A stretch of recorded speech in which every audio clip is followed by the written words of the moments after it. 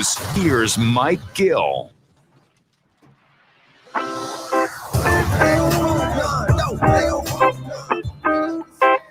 We start a happy hour Friday with a plethora of things to dive into today. What's going on, everybody? This is the Sports Bash on 97.3 ESPN, the free mobile app, and of course you can watch the show live on Facebook, YouTube, and Twitter. I'm your host, Mike Gill. What's going on? Josh Ending is producing today's show. You out there. Busy show today, jam-packed from top to bottom. Happy hour Friday. Hope you're enjoying the weather. It's a great day to be down the Jersey Shore.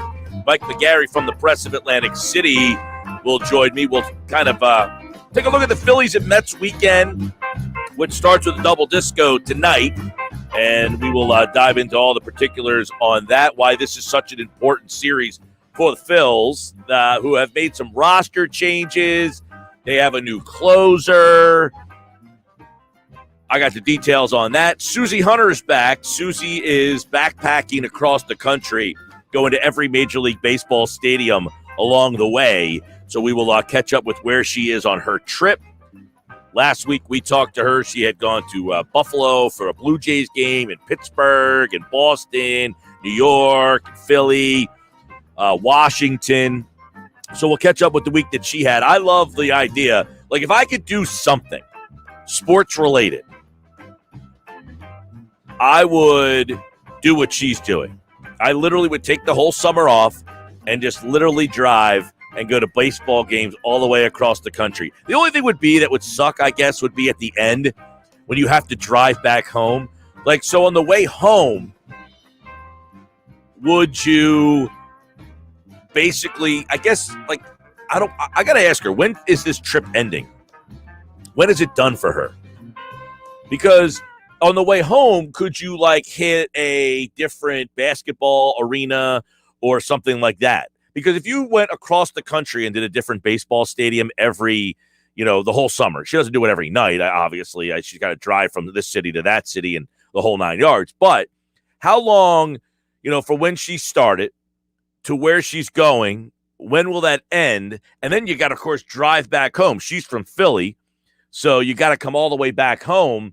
You don't want to just drive back across the country after you went to these baseball games every single night. That would suck. Like, you would want to do something on the way home too, right? So I don't know when she's done, but we'll kind of get the lowdown on all that coming up today at 3 o'clock. 3:20, Paul Hudrick will put the final bow on this Sixers offseason. So many people still kind of discussing what's going to happen with Ben Simmons and the Sixers and the meeting from yesterday and the Woj bomb and the reports and all the stuff. Look, here's what we know. And I would say this. Teams don't just meet, right? They don't just say, hey, you are signed for 4 more years. Let's just have a little powwow. When you are in a rocky relationship with your wife, she might suggest going to marriage counseling. And typically, that's the first step in, this isn't going to work out. She makes me do that. He makes me do this. She said that, yada, yada, yada. And the mediator will step in and say, yeah, you guys are probably have outlived your relationship here. It's probably time for you to move on. And so no one voluntarily says, things are going great. Why don't we go to marriage counseling? And that's essentially what the Sixers and Ben Simmons are saying here.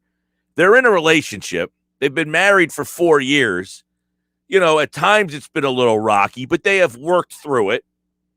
They've never gotten to the point, though, where they've said, hey, it's time. You want to go talk to someone? Can we fix this problem? No, they have kind of kept putting the problems off. Both sides have done this to themselves. I put more blame on Ben Simmons than anybody here. Like, if we're playing the blame game, who gets more blame? The Sixers or Ben Simmons? This is Ben Simmons. This is on Ben Simmons. He refuses to want to get better.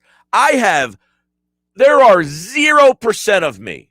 There is 0.000% of me that believes that the Philadelphia 76ers just totally said, we don't care what you do. just come play basketball for us and everything will be peachy keen from us. No fleeping way. No way. The Philadelphia 76ers, I am quite sure, have said and begged and pleaded and asked and tried to get Ben Simmons to care and be a better basketball player. Ben Simmons has made the decision. So as much as people are like, you defend Ben Simmons, yeah, I defend him because I appreciate his game. That doesn't mean he's beyond getting criticism. He deserves criticism. I appreciate what he brings. I think you can win with Ben Simmons, but the Ben Simmons you can win with isn't the one we saw in the playoffs. It's the one that you see throughout most of his time. That Ben Simmons you can win with. Now, you can win even more if he adds to his game. The Ben Simmons that you have now, you need to have perfection almost around him. You need to have an MVP level player playing with him. You need to have another scorer who takes the pressure of scoring off of him and puts it on for him. You need to have shooters who can make shots from beyond the arc.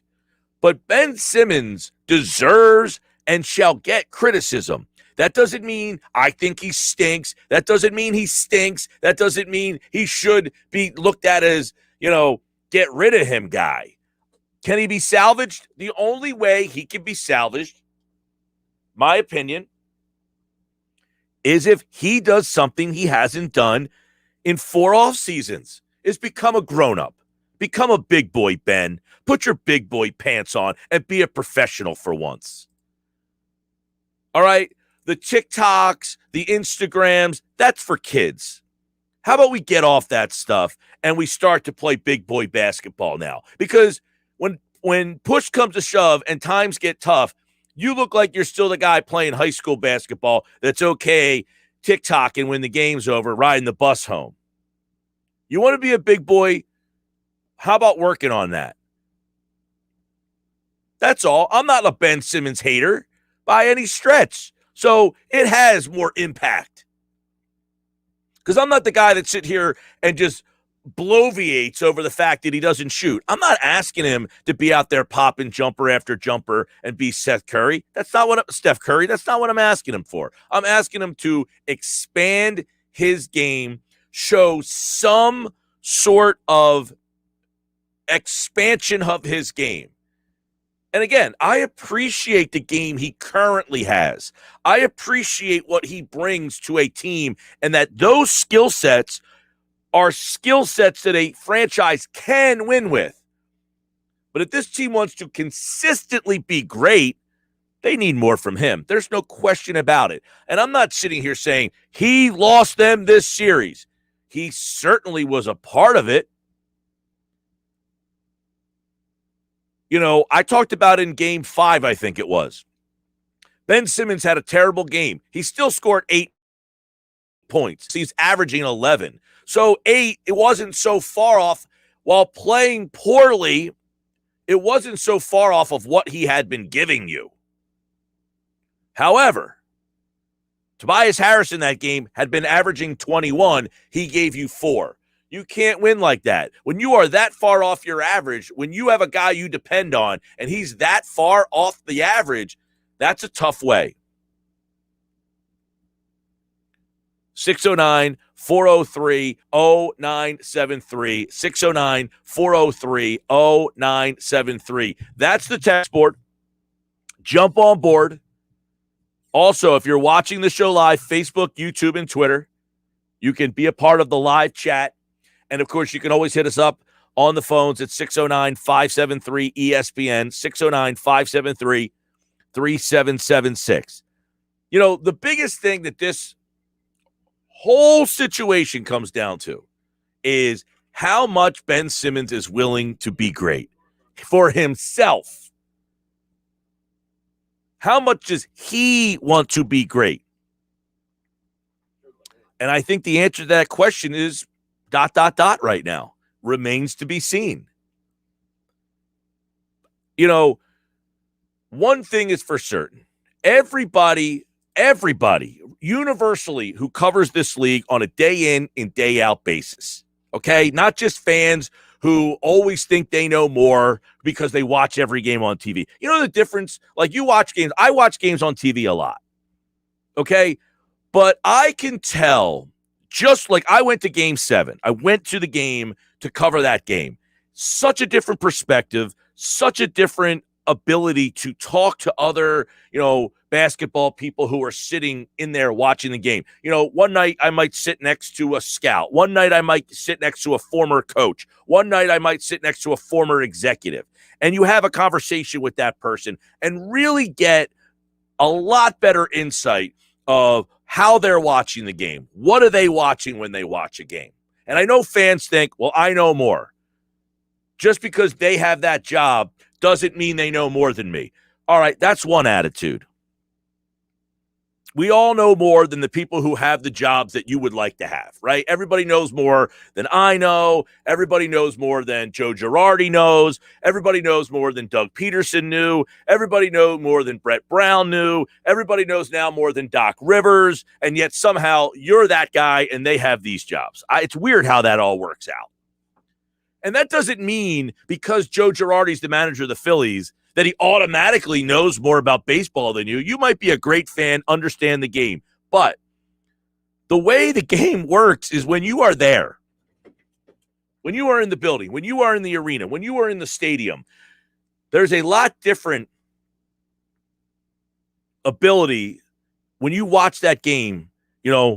Like, for instance, I'm sitting there one night and the guy sitting next to me, he's there scouting. All right. When you sit in the media section, sometimes the media section is more than just the media. Sometimes it's a guy who's a scout.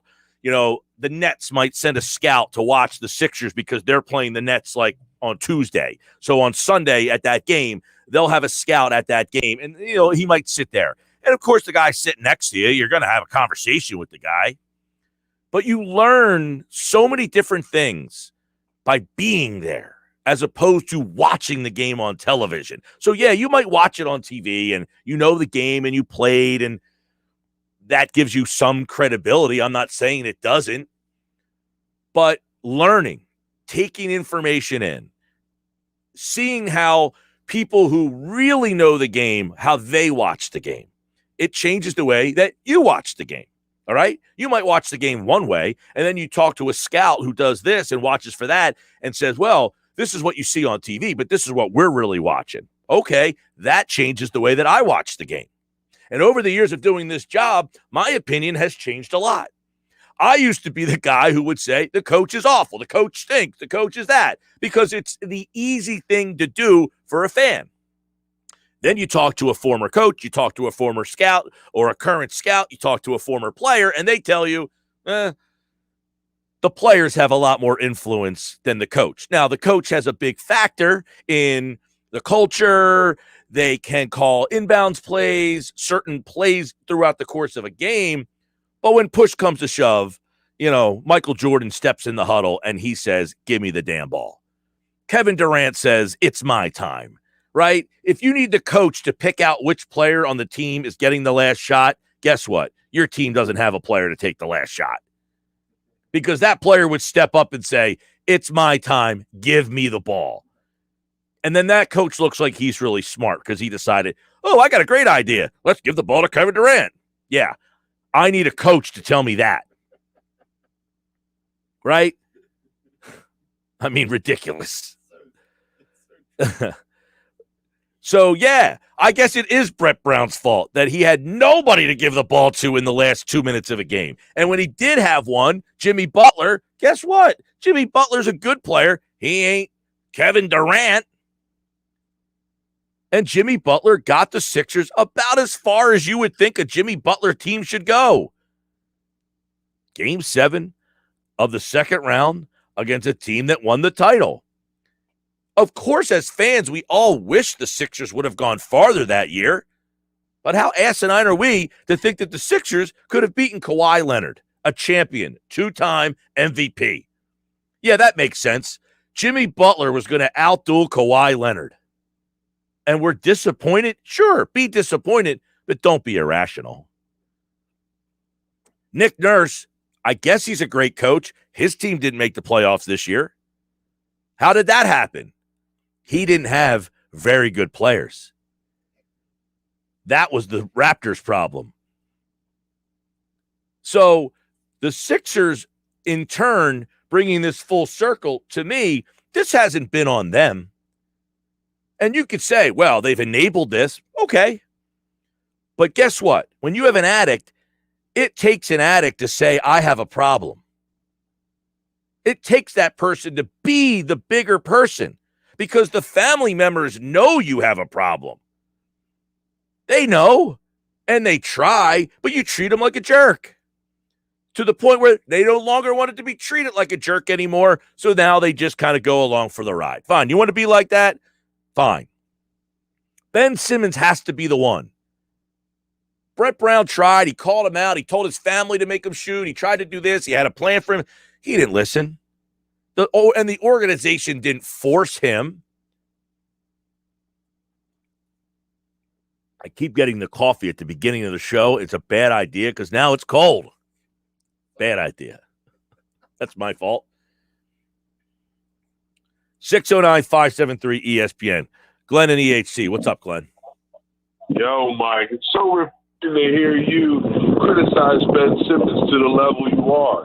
Because for a long time with you, I felt like he walked on water, man. I mean, you criticized him. It was very soft. So to hear you finally want to come to my party, because me and my boy Jamie been at this party. I'm not coming to your party full circle. I'm saying. But what I'm saying this is on him, though. This is on him. Saying he didn't have to shoot. You were one of the people who saying he didn't have to shoot.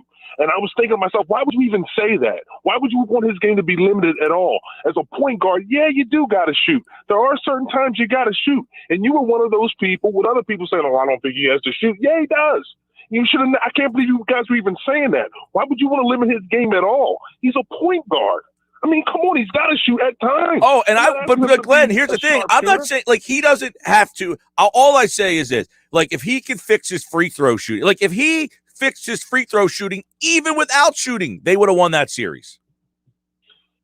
Mikey's a point guard. He has the ball in his hands. He's got to take shots at times. He's got to be able to take shots at times at a good percentage, Mike. Oh, I'm not saying that. I'm not saying that I don't want him to. I would certainly like him to add that to his game. I'm saying that this is where I think people, especially you, Glenn, have a hard time.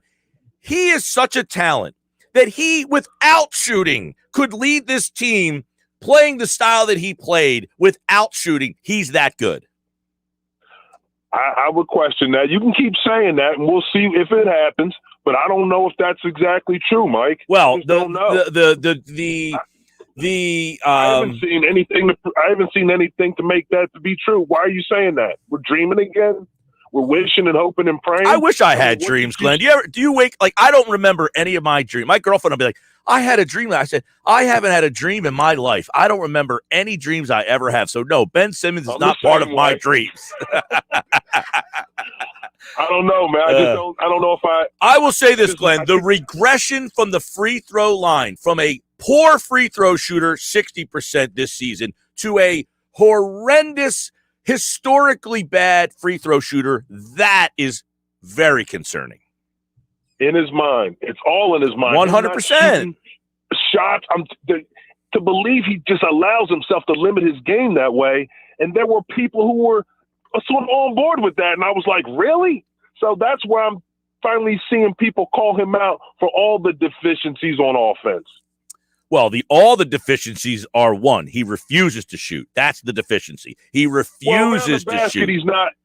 Around the basket, he's a little erratic. Let's don't act like he's under control going to the hole. Sometimes I wonder if his eyes are even open for some of those shots, to be honest with you. He throws them all over the place. He has no touch around the basket, Mike. Come on. Oh, yeah, look, and like you watch Giannis play, he just lowers his shoulder. He puts it into fourth gear and just revs it up and just tosses it towards the rim. I mean, last night he's front rim and stuff, but the problem is, and I think did you see Pippen's comments, Glenn? What Pippen said? No, I didn't. I'm sorry. All right, so he said the difference between Simmons and Giannis is Giannis doesn't care about being embarrassed. Like, he'll airball a shot. He'll airball 2 free throws. He'll miss 6 layups. but he just doesn't care, and he'll just keep doing it because he doesn't care. Ben Simmons gets embarrassed. That's why he doesn't want to shoot.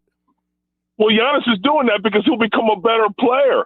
To me, that'll only make him better. Mm-hmm. So to me, Ben Simmons not doing that. Right, but the point is, it's a mental. Better? The point is, it's the mental aspect. Is that Ben's embarrassed by it? Giannis doesn't give a crap. Wow, man! Because Giannis is not as skillful. Have that as a leader? No, but you're right. You're absolutely right. Because Giannis is not a skillful shooter by any stretch. He can't shoot a lick from the outside. He's not like gets inside. He rams it on you, though. Gets inside, he rams it down you. Yeah. Yeah. I said that when he gets to the rim, he just puts his shoulder through you and just gets as close to the basket as he possibly can. That's essentially his whole offensive game. And as long as he's healthy, he'll be able to do that. Simmons doesn't even have that. Yeah, he kicks it out like other point guards. Let's don't act like he doesn't just flip it to a guy and give a screen and the guy hits a three. Every pass isn't immaculate. Right. So every point guard does that. He has to be able to shoot at times. There's times where, bam, you got to hit that. Got to hit that, bam. Right. And guess what, Glenn? I appreciate it as always, brother. And it's on him. It's on him. I agree with that portion of it. This is on Ben Simmons. It's not the Sixers have said, oh, Ben, you don't need to do this.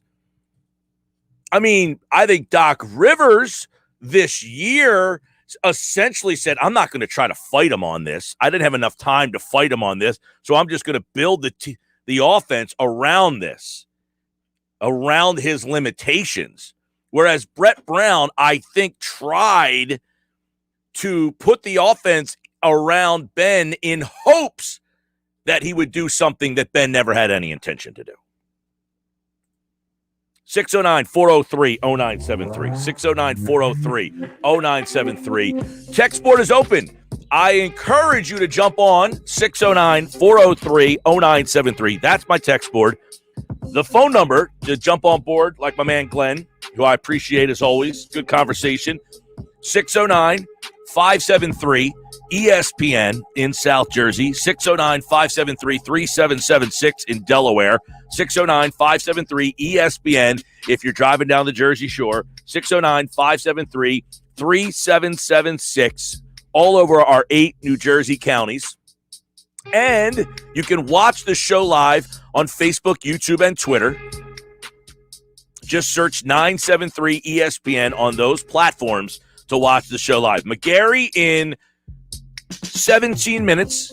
Susie Hunter at 3 o'clock. Paul Hudrick at 3:20. And, of course, it's a happy hour Friday. The PT is here tonight at 5 o'clock.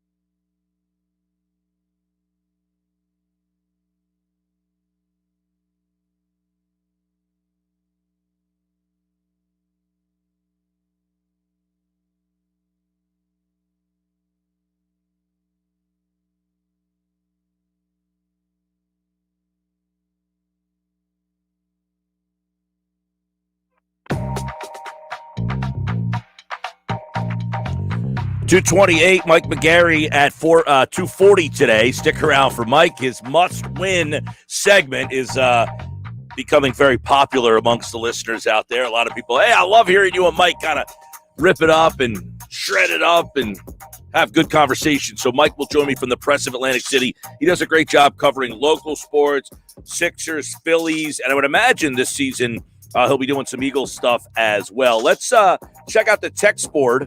What's coming in today? 609-403-0973 on the text board. 609-403-0973. That's how you can text me. You can hit me up on the phones. 609-573-3776. 609-573-3776. And, of course, if you're watching the show live on the video stream in the comments section, you can hit me up over there as well. All right, let's see what the text board's got going today. Mike, you can't play 4-on-5 every trip down. Honestly, if he stays, he needs to be with the second team surrounded by 4 shooters. Him in the dunker spot is a lazy spot for him. Keep him engaged. All right, well, let's hit on a couple things here because I appreciate this text message. And number one, he's not going to play with the second team as a reserve. He's going to be a starting player. We know that. If you're saying that, the Sixers go to that second unit, and a lot of times they take him out and they'll keep Tobias with the second unit.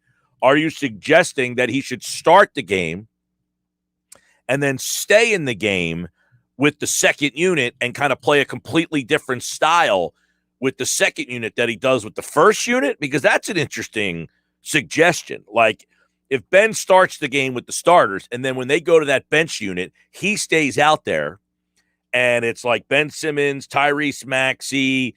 I don't know that Furkan Korkmaz is going to be back here next year, but just like a bunch of shooters, guys who that's their job. They just are, that second unit is a completely different type of unit, and they just shoot the threes.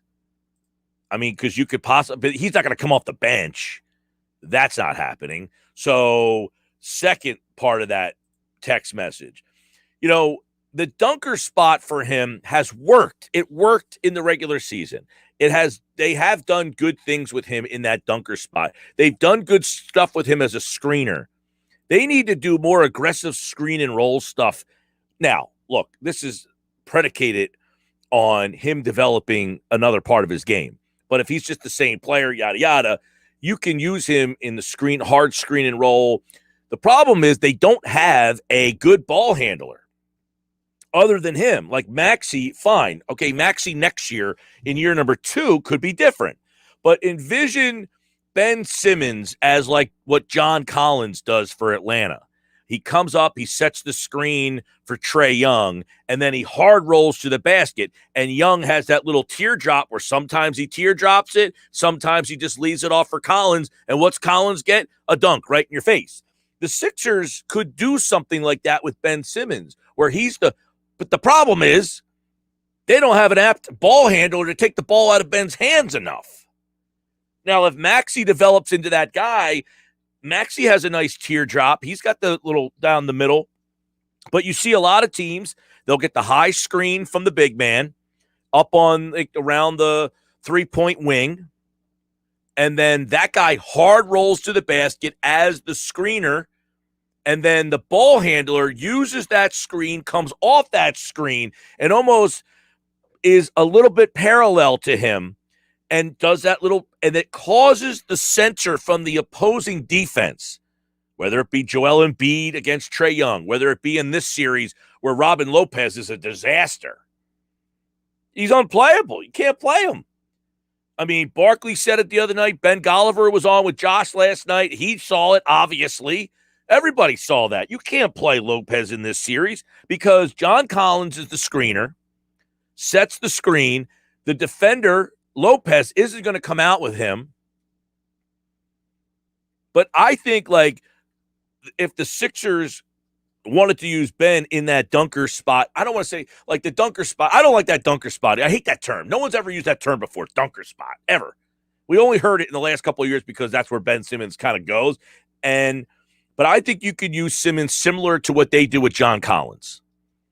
Now, Collins shoots the 3, but he doesn't. It's not like his, you know, he's not shooting 10 of them a game. I mean, he's not out there shooting three after three after three. He will shoot the three. He can shoot the three. But I think, what they do with Collins, using him as a hard screen and roller, using Young off the screen, and Young and Maxey can kind of play the role of Young. I'm not saying Maxey's Young. I mean, he's just not the same shooter by far. But Collins, how many dunks did Collins get in that series? How many times did you see that little teardrop pass, dunk, bang? If Maxey and Simmons, now the problem would be, what are you doing with Joel Embiid in that scenario? Right? What is Joel Embiid's role in the offense if you're using Ben Simmons as a high screen and roll guy? I mean, because realistically, you could say, well, you could use Joel Embiid in that role. He can, but I'm talking about a little bit further off the three-point line, and that's where you can get Simmons a little bit more engaged in the offense, where then Maxey comes down the lane, the center has to make the decision. Maxey would throw it up, and there's Simmons kind of hanging out down on the block all by himself. The way that the Atlanta Hawks utilize their two-man is definitely pick and roll, screen and roll, whatever you want to call it, is definitely something that you could utilize here. But it's not about that so much as he's got to be, because if you're the Sixers, you would like him to be able to be trusted with the ball in his hands late in the game. So that text message there makes a lot of good points. 609-403-0973. 609-403-0973. I'm Mike Gill. This is the Sports Bash, live on 97.3 ESPN. We are just getting started on a Friday. It's Happy Hour Friday. So last Happy Hour Friday, I asked the listeners, or actually, the listeners, a couple of listeners asked me about my IPA for the weekend. So we're going to start to make that a regular.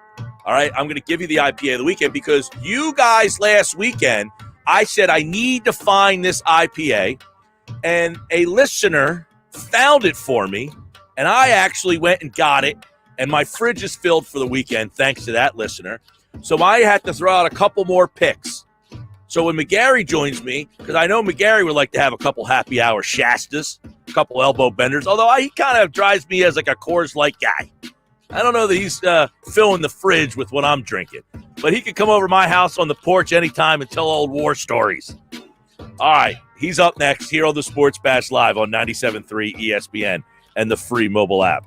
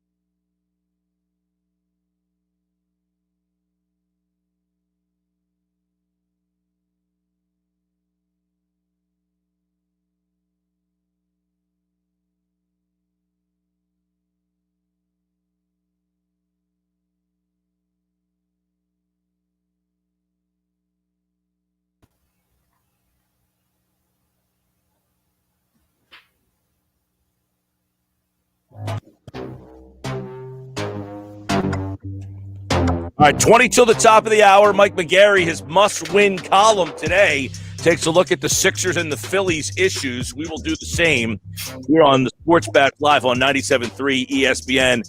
And, of course, if you're watching the show live video, you can see Mike right there. Now, Mike, I take you as a Coors Light, Miller Lite, Bud Light kind of guy. Am I right about that? That would be correct. I leave the other stuff to the younger people I know. Well, am I considered a younger people? To me, you are. So consider yourself lucky. All right, 44, and I'm younger people. I like there that. You go. All right, so we got so much to get into today. Obviously, yesterday. So give me how you interpret Ben Simmons and his team meeting with the 76ers. He has a contract. He's not up for an extension. So why would two teams randomly meet at the end of the season when his contract obligations are not close to being finished and they don't need to extend him? Well, I think it's simple. I think everybody is trying to put their best face forward as far as maximizing his trade value. And obviously the Sixers, by committing to Ben Simmons and saying, hey, we want to work with Simmons, we think he can be improved, they're saying to the NBA, we're not going to give him away. And the Simmons people, by meeting with the Sixers, are kind of, if you're another NBA team, you don't want to hear that Ben Simmons doesn't think he has any issues or has nothing to work on. So the Simmons people coming to the Sixers saying, hey, we recognize we got to improve. What can we do? They're putting their best foot forward too. So I think this is all about everybody kind of putting on a show for the rest of the league, trying to get his trade value as high as possible. So, I mean, they say no trade request was made here. So is that suggesting that Rich Paul and Ben Simmons are on board with whatever plan the Sixers have? Because I can't imagine the Sixers are saying, let's put this out there. We want you to come back and you can go do whatever you want. Yeah, I mean, look, no reporting involved here, but I find it hard to believe if Ben Simmons' management people, the people from Clutch Management and the power that they wield around the NBA, that's LeBron James's agency basically, are not going to engage the Sixers in, hey, Ben would like to go to a couple of these teams. These talks, despite what people are saying publicly, I would find it hard to believe if these behind the scenes, both parties are not discussing a move that would be beneficial to both Ben Simmons and the Philadelphia 76ers. All right. So when you are, I know you're a happily married man there, Mike, but if you were not, you would probably be in a situation where your wife might say, hey, we need to go get some counseling. We need to talk about this. That usually doesn't work very well. I have somebody in my family who's pretty good at that lawyer thing, When you go to mediation, that doesn't work. So isn't this the first step of the divorce? You mediate here, you say we have a problem? Well, I think it's beyond that. I think it's at the point where the Sixers are going to move them and the two sides are going to go their separate ways. I just think it doesn't work. It didn't work in 2019. It didn't work. Last season he was hurt, but it wouldn't have worked against the Boston Celtics in last year's series, and it's not going to work. And it didn't work against the Atlanta Hawks. Ben Simmons does things, his defense, his ability in transition, his ability to pass the basketball. He does things that make him a talented player, and I think he can be part of a winning NBA team. It just doesn't work here because of Joel Embiid. He just does not complement Joel Embiid. The Sixers need somebody who can create off the dribble from the perimeter in the closing minutes of a fourth quarter playoff game. They don't have that player on the roster right now. And the best way to get that player is to trade Ben Simmons. Hypothetically, if Tyrese Maxey develops and turns into a 12 to 15 point a game guy, handles the ball, could he play off the ball and utilizing him with a Maxey? Yeah. I mean, Daryl Morey said during his end of the year press conference, he said, when the question was asked, he said, we have that guy. We think we have those guys on the roster now. And obviously he's referring to Maxey. I just think a couple things. One, Embiid's 27 years old.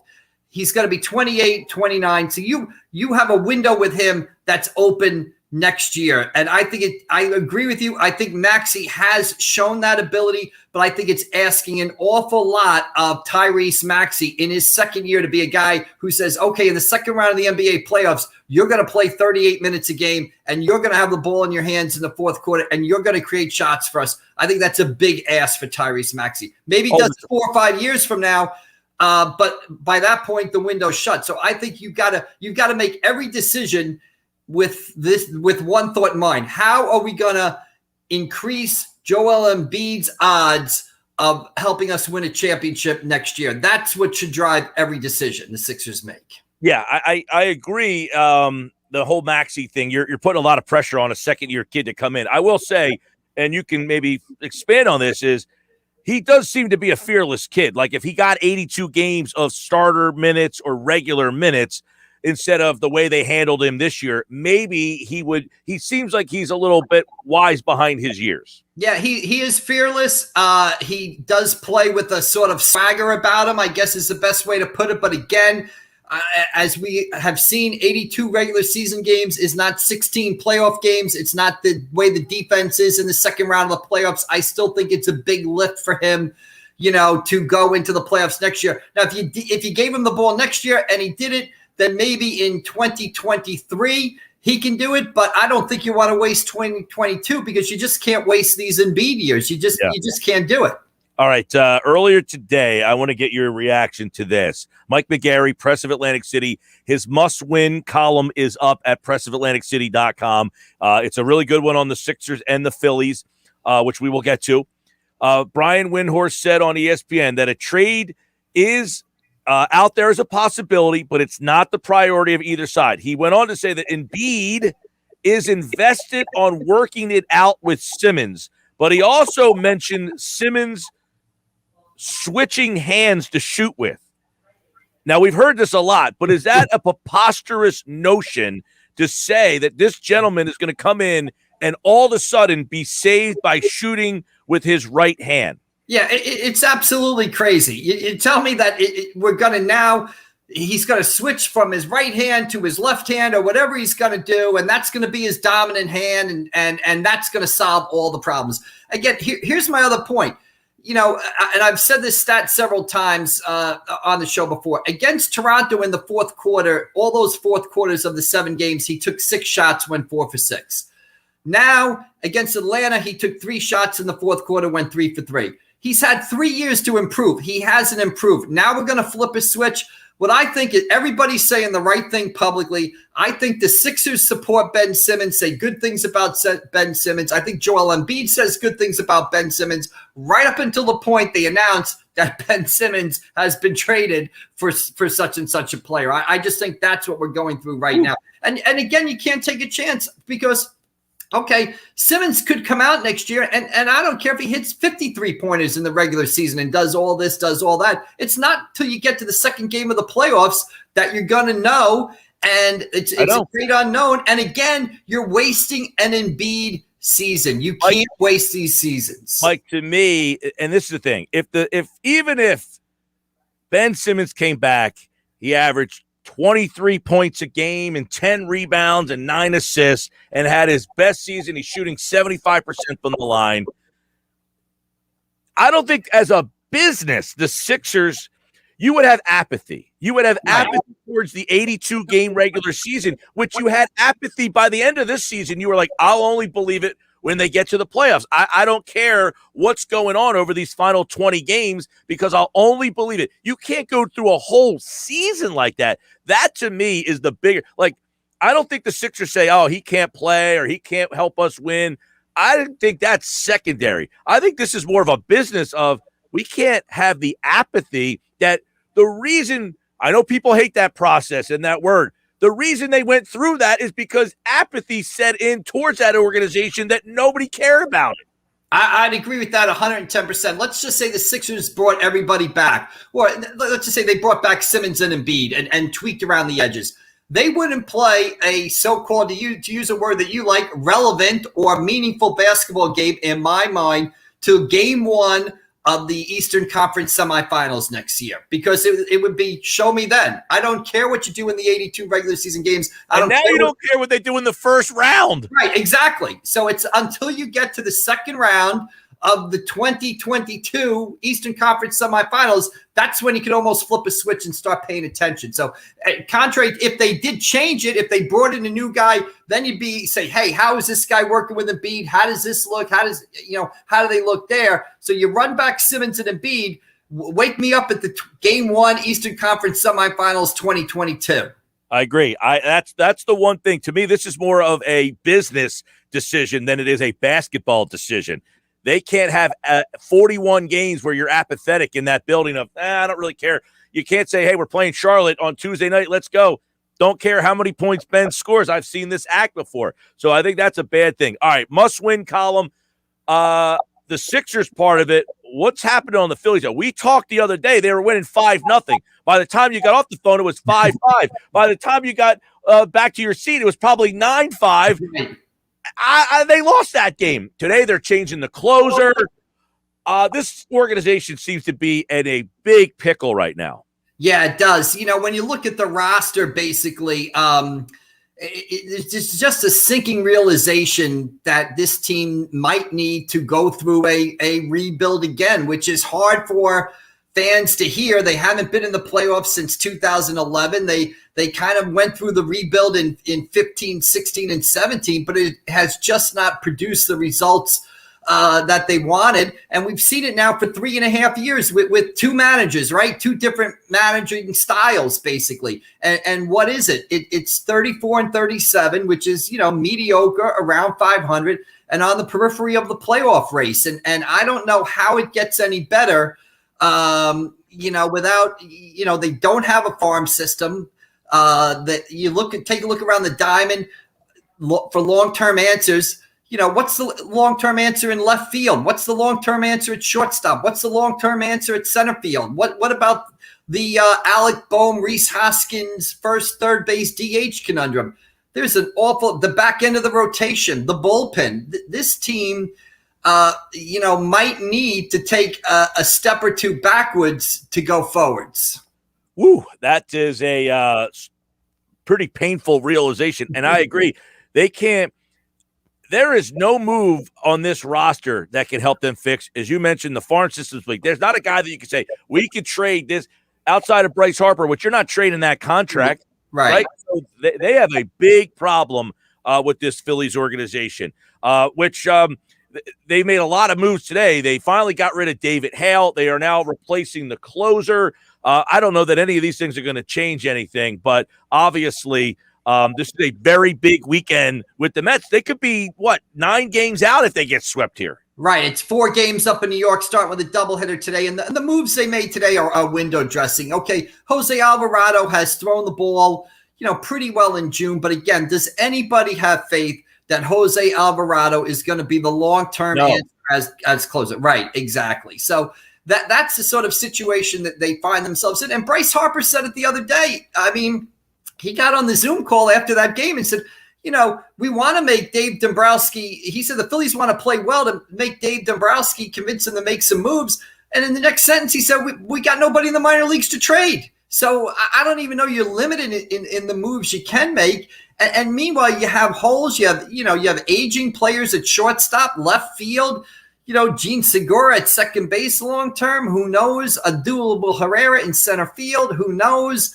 The back end of the starting rotation, you don't have a 4th or 5th starter. And basically the big thing is your young players, your Moniacs, Cornelius Randolph, Adam Hazley, even Spencer Howard to a degree, Scott Kingery. None of those draft picks panned out, and it's why they're in the situation they are now. And I admit it stinks. No one wants to hear it on a bright, sunny, what do we call this, happy hour Friday? No one wants to hear that the Phillies might have to, take 2 steps backwards. But that, to me, and I'm not a rebuild guy. You know this. I'm not a trust the process guy. To me, it might be their best option. Happy Hour Friday never seems so bleak after this conversation. Mike McGarry's must-win column appears Fridays in the Press of Atlantic City. And, enjoy your Coors, Miller, Bud, whatever light you're drinking.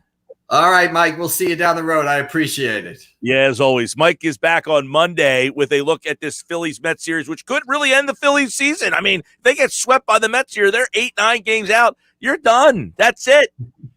All right, Susie Hunter joins me on the other side. She is heading to a different baseball stadium. We talked to her on Fridays. We're going to talk to her Fridays throughout the summer to see what stadium she's going to, what's her plan. I love the stadium tour.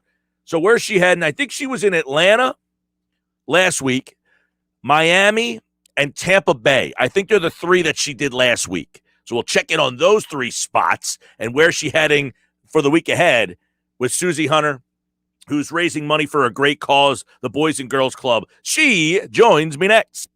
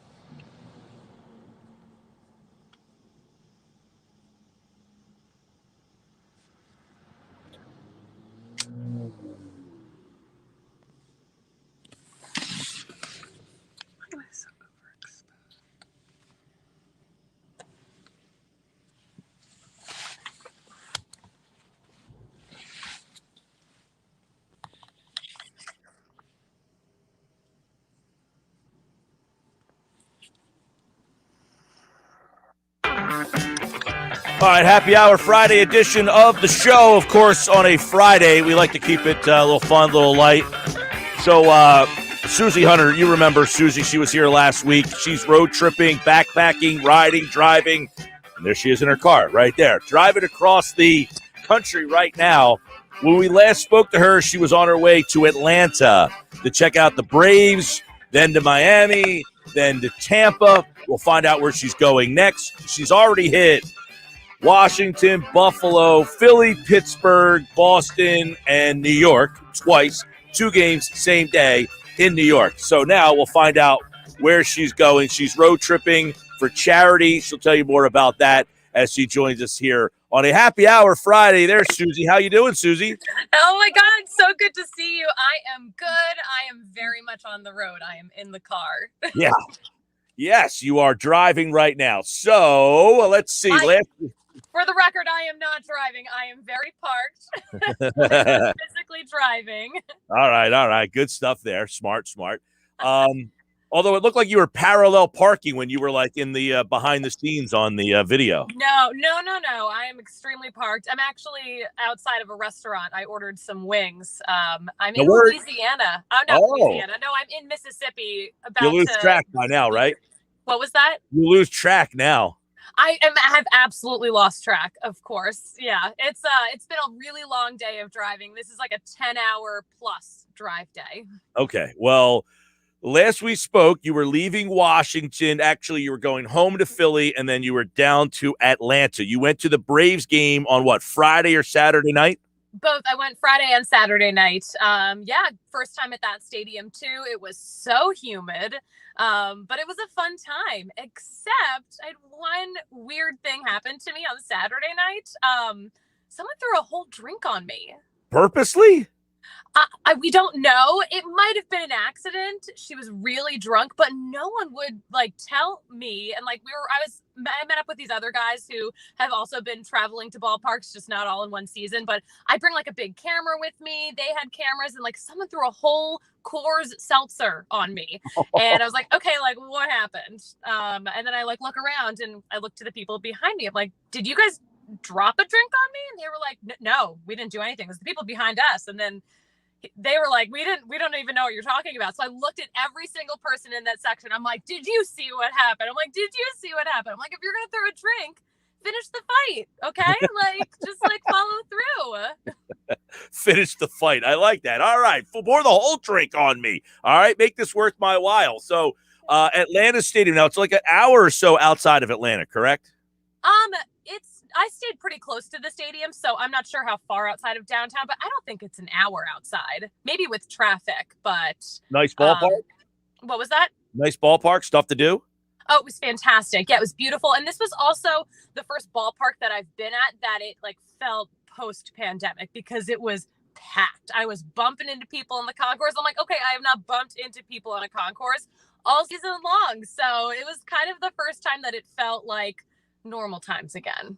All right, Susie Hunter at the Susie Hunter on Twitter. You can go check out her pics of her time in Atlanta. Do you have an action shot of you getting beer poured on you? I do not. No, I do have, because I've been vlogging the whole trip. So I was talking into my phone camera about how someone threw a drink on me. And so after we all left the game, people came up to me and they were like, oh, it was the woman behind you. She's the one who did it. I'm like, well, why didn't you tell me in that moment? You're all wimps. But as I was talking about it, you can see them being real suspicious and real uncomfortable. So that's pretty fun to watch. I'll have to get those vlogs up soon so you can see it for yourself. Now, do you have preparation in your mind how you would have handled this confrontation with the woman had they pointed her out? I had no plan. It was not going in with the plan. It was just, typical Philly. I was just gonna give her a piece of my mind or maybe something else. So you can check out her pictures of Atlanta at the Susie Hunter. Susie, tell the people again, you are road tripping to every Major League Park for charity, how they can help, and who you are supporting here. Yeah, so I am raising $30,000 for the Boys and Girls Clubs of America. Fundraiser is going great so far, but I have a long way to go. But you can find links to that fundraiser on all of my social media. I'm at the Susie Hunter on everything, or you can go to thesusiehunter.com/MLB-road-trip, and you'll see links to the vlogs. You can follow along, but you can also donate to the cause too, because it is a great cause. All right. So from Atlanta, you make the drive down to Miami, I believe, right? So I did Miami and Tampa earlier this week. So Miami, give us a little insight on that place, because it looks amazing, but no one's ever there. So you're at a jam-packed ballpark in Atlanta. You probably had the whole place to yourself in Miami. It's so funny. Yeah, that's exactly how it was. So yeah, the park is great. It's beautiful. They're also not at full capacity yet, which is weird because I didn't even think that Florida had any kind of limitations whatsoever when it came to the pandemic, especially now. But they're not at full capacity. I don't think that they would have, a full capacity turnout anyway. But we got on the big screen down there. I met up with one of my friends. We got on the board and I was like, this is great. I don't get to be on the big screen very often, but they have the I guess they're mermaid girls. They had them stand behind us to kind of fill out the frame on the big screen. So I thought that was really funny. You can check out the picture of her on the big screen, because it's funny. So when you were in Philly, right, you were on television dancing. But I didn't know in the moment. I didn't know. I didn't get to see myself when it happened. Well, you saw yourself on Twitter. It was on immediately afterwards, right? Yeah, but you know what? There's something. I was so excited to be on TV, but there's just something. There's so much glory that goes with making it on the big screen at a sporting event, and it never happens for me. It's never.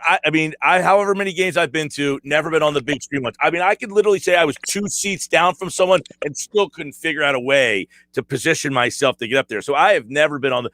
That is truly a achievement to get. Although in Miami.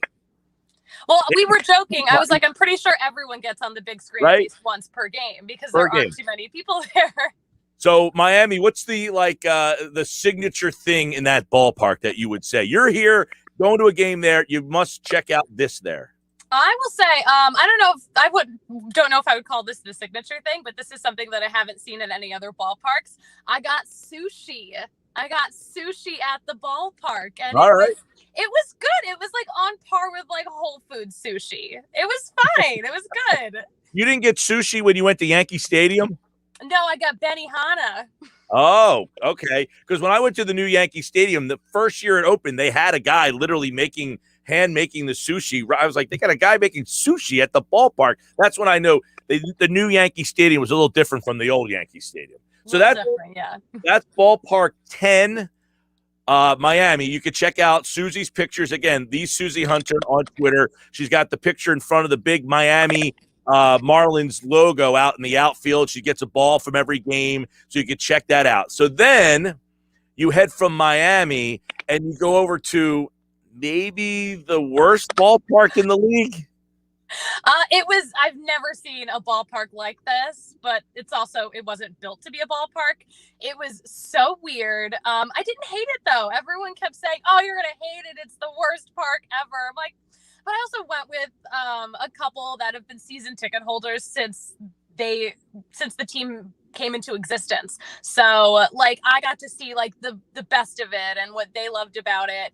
And I got a bomb grilled cheese sandwich. It was so good on the Texas toast. Oh my gosh. I got some good food there. So the Tampa Bay Rays have the best grilled cheese sandwich so far.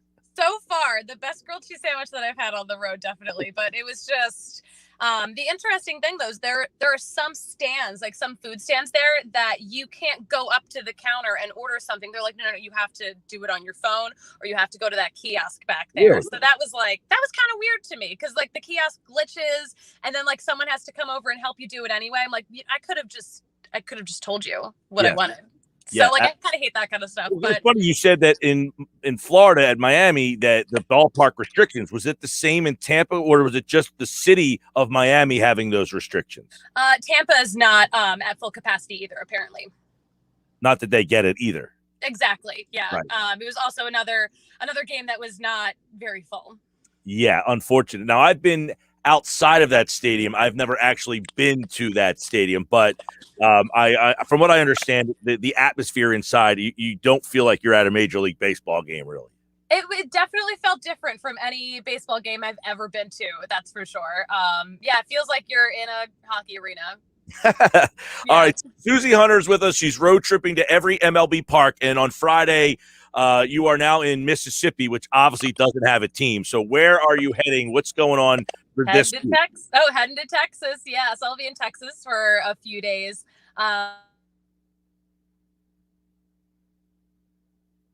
We look like she froze up here for a second. Let's see if we can't try to get her back on the signal, because she's headed to Texas. I would imagine, let's see, she's going to, I'll pull her out of the stream there for a second, see if she can't kind of reboot herself into, the video portion of the show. If you're watching the show live, you can see Susie on the screen. So heading to Texas. Now, it's weird because I went to Arlington for the Texas Rangers. And the Texas Rangers, since I've been there, already have a new ballpark. And that ballpark was a new ballpark from when they had this old ballpark way back, and they built the ballpark at Arlington. And I went to that when that was new, and that wasn't even that long ago. It was within the last 15 years. Now the ballpark at Arlington is already gone, and they've got this new ballpark. Now the ballpark at Arlington, it's on this huge site, and it's across the street from where the Dallas Cowboys play. So the Dallas Cowboys are fugazi to begin with. They're not even close to Dallas. They're like, 45 minutes to half hour, 45 minutes outside of Dallas. They're actually the Arlington Cowboys. How about that? The Dallas Cowboys, America's team, isn't even in Dallas. They're way outside of Dallas. So they're in Arlington, which is where the ballpark at Arlington was actually located. Now, I don't know where the new one is. And I'm assuming she's saying she's going to Texas, that she would be going to see Texas Rangers, Houston Astros in this week coming up here. So we'll see if she can't connect with us again. I saw that she kind of froze out of the screen, and see if she can re-enter the StreamYard there. That's what we kind of use to get the guest on the video portion of the screen. But it's a great cause. Check her website out, thesusiehunter.com/MLB-road-trip if you want to the ballpark's in Arlington, right? That whole the new one, the whole area out there, it's almost like in Philly, where it's just this huge wasteland of space where there's like nothing going on out there. It's just like all flat land. It's east of AT&T Stadium, the new stadium. So you go, it's probably like on the ball. They probably started to build it on like the parking lot of wherever they were. Yeah, it's off of one of the roads that if you just kept going on that road, you would eventually get to Cowboy Stadium. Yeah. Basically. Yeah, the old one was right on the same area, but it was that ballpark of all the ballparks I have been to, the ballpark at Arlington was just kind of like they built that thing before. It was right after Camden Yards, but it was like quickly after Camden Yards. So it was like after, these teams started to build, like the Phillies, the Cardinals, these teams that started to build the stadiums that were kind of like an older looking stadium, but with modernized. The ballpark at Arlington didn't fit any of those criteria. It was like kind of Yeah, the new stadium is closer to the Six Flags. Gotcha. So check her website out, thesusiehunter.com. She is backpacking, traveling to every MLB park. She's vlogging it. She's doing it on Twitter, and it's all to help the Boys and Girls Clubs of America. So you can donate to help her cause if you'd like to do that. We're going to try to catch up with Susie's on Fridays to check out where she's going, to hear about the different ballparks. Hey, I know a lot of people love going to these ballpark trips and doing different ballpark stuff. So if one of these ballparks that she's gone to kind of sticks out, the Tampa Bay Rays didn't sound like one of them. That's for sure. And I've heard that from a lot of people. Sports Match is brought to you by Matt Blatt Nissan. The all-new Matt Blatt. It's now open on the Black Horse Pike in Egg Harbor Township, next to Home Depot. Online, mattblattnissan.com. Thanks to Susie. We'll try to catch up with her again on Friday. And check out her website one more time, thesusiehunter.com, to help for charity, Boys and Girls Club. I'm Mike Gill. This is the Sports Match Live on 97.3 ESPN and the free mobile app. And, of course, you can watch the low the live stream. Oh, she just texted me and said her phone just straight up overheated. Boo. All right, well, all good.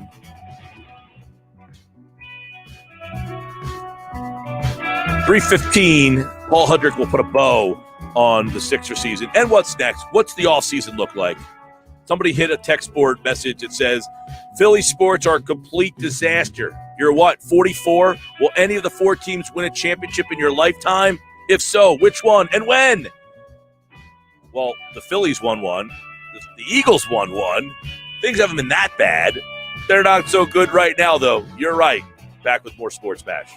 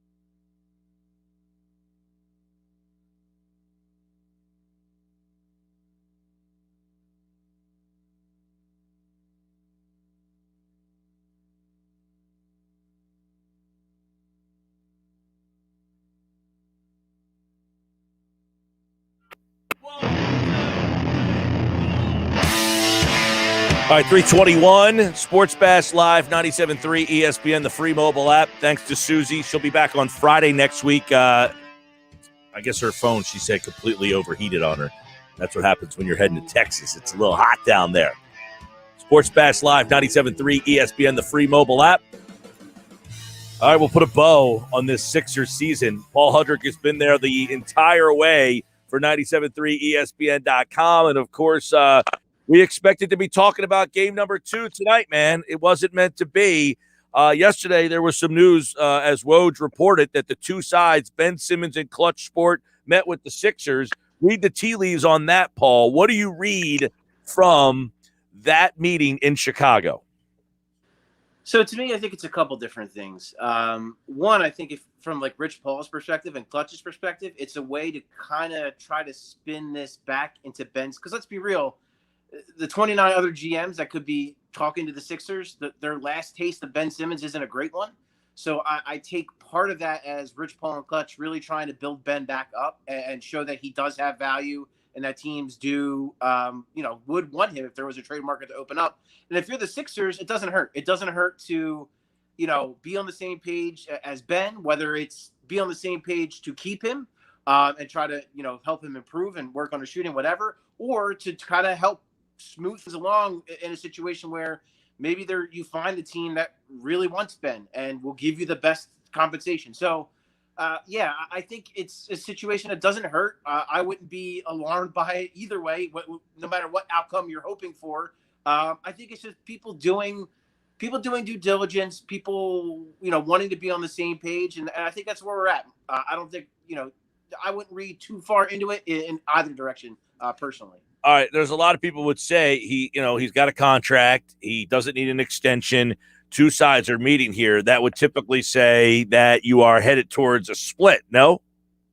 Perhaps, or it could just be the discussions. I mean, we saw your own Weitzman's article, the kind of disconnect that was there between Clutch and the Sixers a few years ago with Ben and the shooting coach and then going with his brother to get some coaching in the offseason. So it could just be that. Maybe they're trying to get on the same page of, well, what do we both think is the best move for Ben as far as, the coaching he could receive, the training he could receive this offseason. But I'm sure everything's on the table, Mike. I'm sure, that again, we talked about before, if there's a very good offer for Ben Simmons, the Sixers, Darren Morey's going to listen. That's just the way I think literally any player on the roster that's not named Joel Embiid, you're going to listen at this point. So I think it's just them all trying to have an understanding of what's best for the Sixers, what's best for Ben Simmons, and then where are we in the middle. So I'm sure, the idea of a trade was discussed. I mean, we can't be naive to think it wasn't, but I'm not going to look too far into it just because it's so preliminary, and I don't see anything wrong with the team and an agent and player wanting to all be on the same page. Let me ask you this. If the Sixers present to Ben, look, we want you here. We want to build around you. We want to keep doing this. However, you have to stay in Philadelphia and work with our team. We've allowed you to do what you want, and you've come back, and unfortunately, you can admit this, Ben, so can we. It hasn't worked. If you do not stay in Philadelphia, we are now going to have to explore trading you. Is that a fair possibility? I don't think it would be over that. What I think all along is Daryl Morey is a really smart guy. When you look back on his trades, there's not many bad ones. I'm sure there's a few, but for the most part, and most of his trades are big moves to help a team get better and,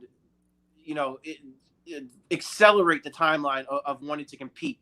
So I don't see a deal where the Sixers are just going to flat out say, oh, we're going to trade you if you don't do X. I think it's all going to come back to value. It's going to matter what they can get. Because, Mike, the worst case scenario is not even the worst case scenario, but one of the, if you don't trade him, you go with him in the next season, and at least in the regular season, he'll be better than he was the last time we saw him. So at the very worst, you're showcasing him again for teams and reminding them of what made him a 3-time All-Star, what made him second in Defensive Player of the Year voting, what made him at once upon a time the Rookie of the Year. I don't see that as a bad thing. So to me, it's not. I don't think there's going to be any kind of ultimatums or anything like that. I think they would all like to be on the same page for sure. But yeah, it's not. They're going to trade him if they can get the proper value and get the right players that fit along with Joel Embiid, not because of something that Ben does or doesn't do. At least that's my feel of it. Paul Hudrick, 97.3 ESPN.com, at Paul Hudrick. Now, Paul, the Phillies are in this situation where they have a no farm system, untradeable guys, and guys that you can trade, you're not going to get a lot of value back. How do you look at the the Sixers roster in terms of utilizing it to improve your current team? I actually think from that standpoint, they're in pretty tremendous shape when you think about it. Think about we don't know this. There's obviously been whispers about Dame Lillard and what he wants, and maybe he's getting antsy, whatever. How many teams can offer Dame Lillard the opportunity to be on a contender immediately, and B, that the team that they're going to trade into is going to have decent assets to give back to Portland? Because if you're Portland, and I don't know, you get Ben Simmons and Tyrese Maxey, sure, that's not Dame Lillard, but that's a pretty good start to kind of start over. Probably a draft pick or two in there, you would imagine, for a player of Dame's caliber. But my point is, I think the Sixers are in a really good spot because you have Ben, you have a guy like Tyrese Maxey, who I'm sure a lot of fans would not be thrilled to want to give up. But if you're talking about a talent like a Dame Lillard or someone like that, you pull the trigger. But yeah, or even like a Matisse Thybulle. I mean, that's a guy who is second team all defense playing 20 minutes a night. I'm sure there are plenty of teams, again, a team like Portland that wants to improve their defense to get a guy like that. I just think they're from the combination of being on a contender. So a good player would want to come here to compete and try to win a championship with Joel Embiid. You mix that in with a couple decent assets. And yeah, I think they're, compared to a lot of the other contenders in the league, they're in a pretty advantageous spot, I would say. In your mind, Paul, how do you view Maxey? Is he a starting player who can play 30-plus minutes? Is he a spark plug off the bench? Because, as you mentioned, Morty seemed to indicate, I think you mentioned, that, hey, we have a guy that can dribble, penetrate off the dribble and produce. He's already on our roster in Maxey. So what do you see as Maxey's ultimate role? I think he's absolutely going to be a starter in this league, and I think he can be a starter for the Sixers next year. I don't know about next year. A lot of it, Mike, is going to depend on his shot. I mean, and this is like, when I say that, I don't like, he doesn't need to be like 40%. If he can just be like league average, be like 35% and take them when they're there, he's got a shot to be really, really good. And then you couple that in with, the growth we've already seen with his ability to get all the way to the basket, his ability to, draw more contact and absorb that contact and finish through it. The mid-range game is there. The defensive improvement was exponential this year, and I imagine he's going to get better. He's 6'3", but he's got real long arms. He's quick. He's hungry. He's motivated to play on that end. So I think he's got a shot to be a decent two-way player. So to me, I would be stunned if his career doesn't wind up with him being a regular starter on an NBA team, and a pretty darn good one. I don't know where the ceiling is, but I think the floor is absolutely a starter and a regular contributor. All right, so if you have Maxey and he's a starter, can him and Ben Simmons coexist? If Maxey can, again, hit like league average and Ben Simmons can just, show some willingness to maybe get to the rim more, I think it could help Ben, because I think what it can do is just alleviate some of the pressure that Ben doesn't have to be like, the quote unquote point guard. I think that's something that's kind of been thrown around there a little bit. The Sixers were pretty non-committal, whether it was Doc Rivers or whether it was Daryl Morey, about, switching Ben to a more traditional 4 role. Brett Brown had done that before Brett Brown was let go, and I kind of thought that was the right path. Putting him more of a 4 that can, listen, if the ball comes off the rim and he grabs it, he's not going to stop and find a guard. He can still dribble and start the transition and start the break. But if it's in a half-court set, give the ball to Maxey, set it up, and become a screener and a roller. I think he could really, really succeed in a role like that. So I thought, honestly, I don't want to keep piling on Doc Rivers with some of his decisions, but I think Doc could have utilized that much more with him as a screener and a roller, and not just kind of leave Ben in the dunker spot to kind of just sit there. So yeah, I do think that there is definitely a path to Maxey and Simmons making sense. with the Sixers timeline and with Joel Embiid, I'm not sure that next year is the year that maybe you want to do that and rely on that. But certainly down the line, I could see that being a very comparable matchup or partnership with those two. Yeah, I actually brought this up earlier. See what you think. I mean, you're watching what's going on with Trae Young and Collins right now. If Ben could be the hard, screen and roller, Maxey has that floater in his game. What's to say he can't come streaking down the middle, throw that thing up, and you see Ben on the other end of a lot of those alley-oop dunks? No, there's nothing. And then not only, I mean, with all due respect to John Collins, I mean, Ben is, I don't even put a number on it, but he's a much better defensive player than John Collins. So, yeah, if he could be that guy who is a screener, roller, he's a very good, Ben, too, like offensive rebounder. He kind of gets overlooked in that regard, and a very good defensive rebounder for that matter. But, yeah, I mean, there's no reason why Ben kind of can't fill that similar role. And, you don't want to compare Maxey directly to a guy like Trae Young, but he is really quick. He's dynamic. He's fast. He's explosive at the rim. Like, again, to me, there's no reason why those two can't make a really formidable duo in a pick and roll. If they get the opportunity to kind of develop that chemistry. If the Sixers make no moves, Mike, I mean, that might be their best bet is to make Maxey a starter and to try to utilize him that way and to try to put, Ben in pick and rolls and then Seth Curry's the other guard and just kind of see what you can do with those guys. I don't think that would be, if they do nothing else, I don't think that would be the worst strategy in the world. I know Danny Green suggested that Doc Rivers said, "You're back here. Don't worry about it." But is that definitive in your mind? Not at all. It would require Danny Green to probably take the, some kind of a mid-level exception. Like it's not going to be, he just got done a 2-year, $30 million contract. Granted, he's older, he's a little banged up, but I don't know. I guess a lot of it's going to depend on the market and what other teams are willing to pay.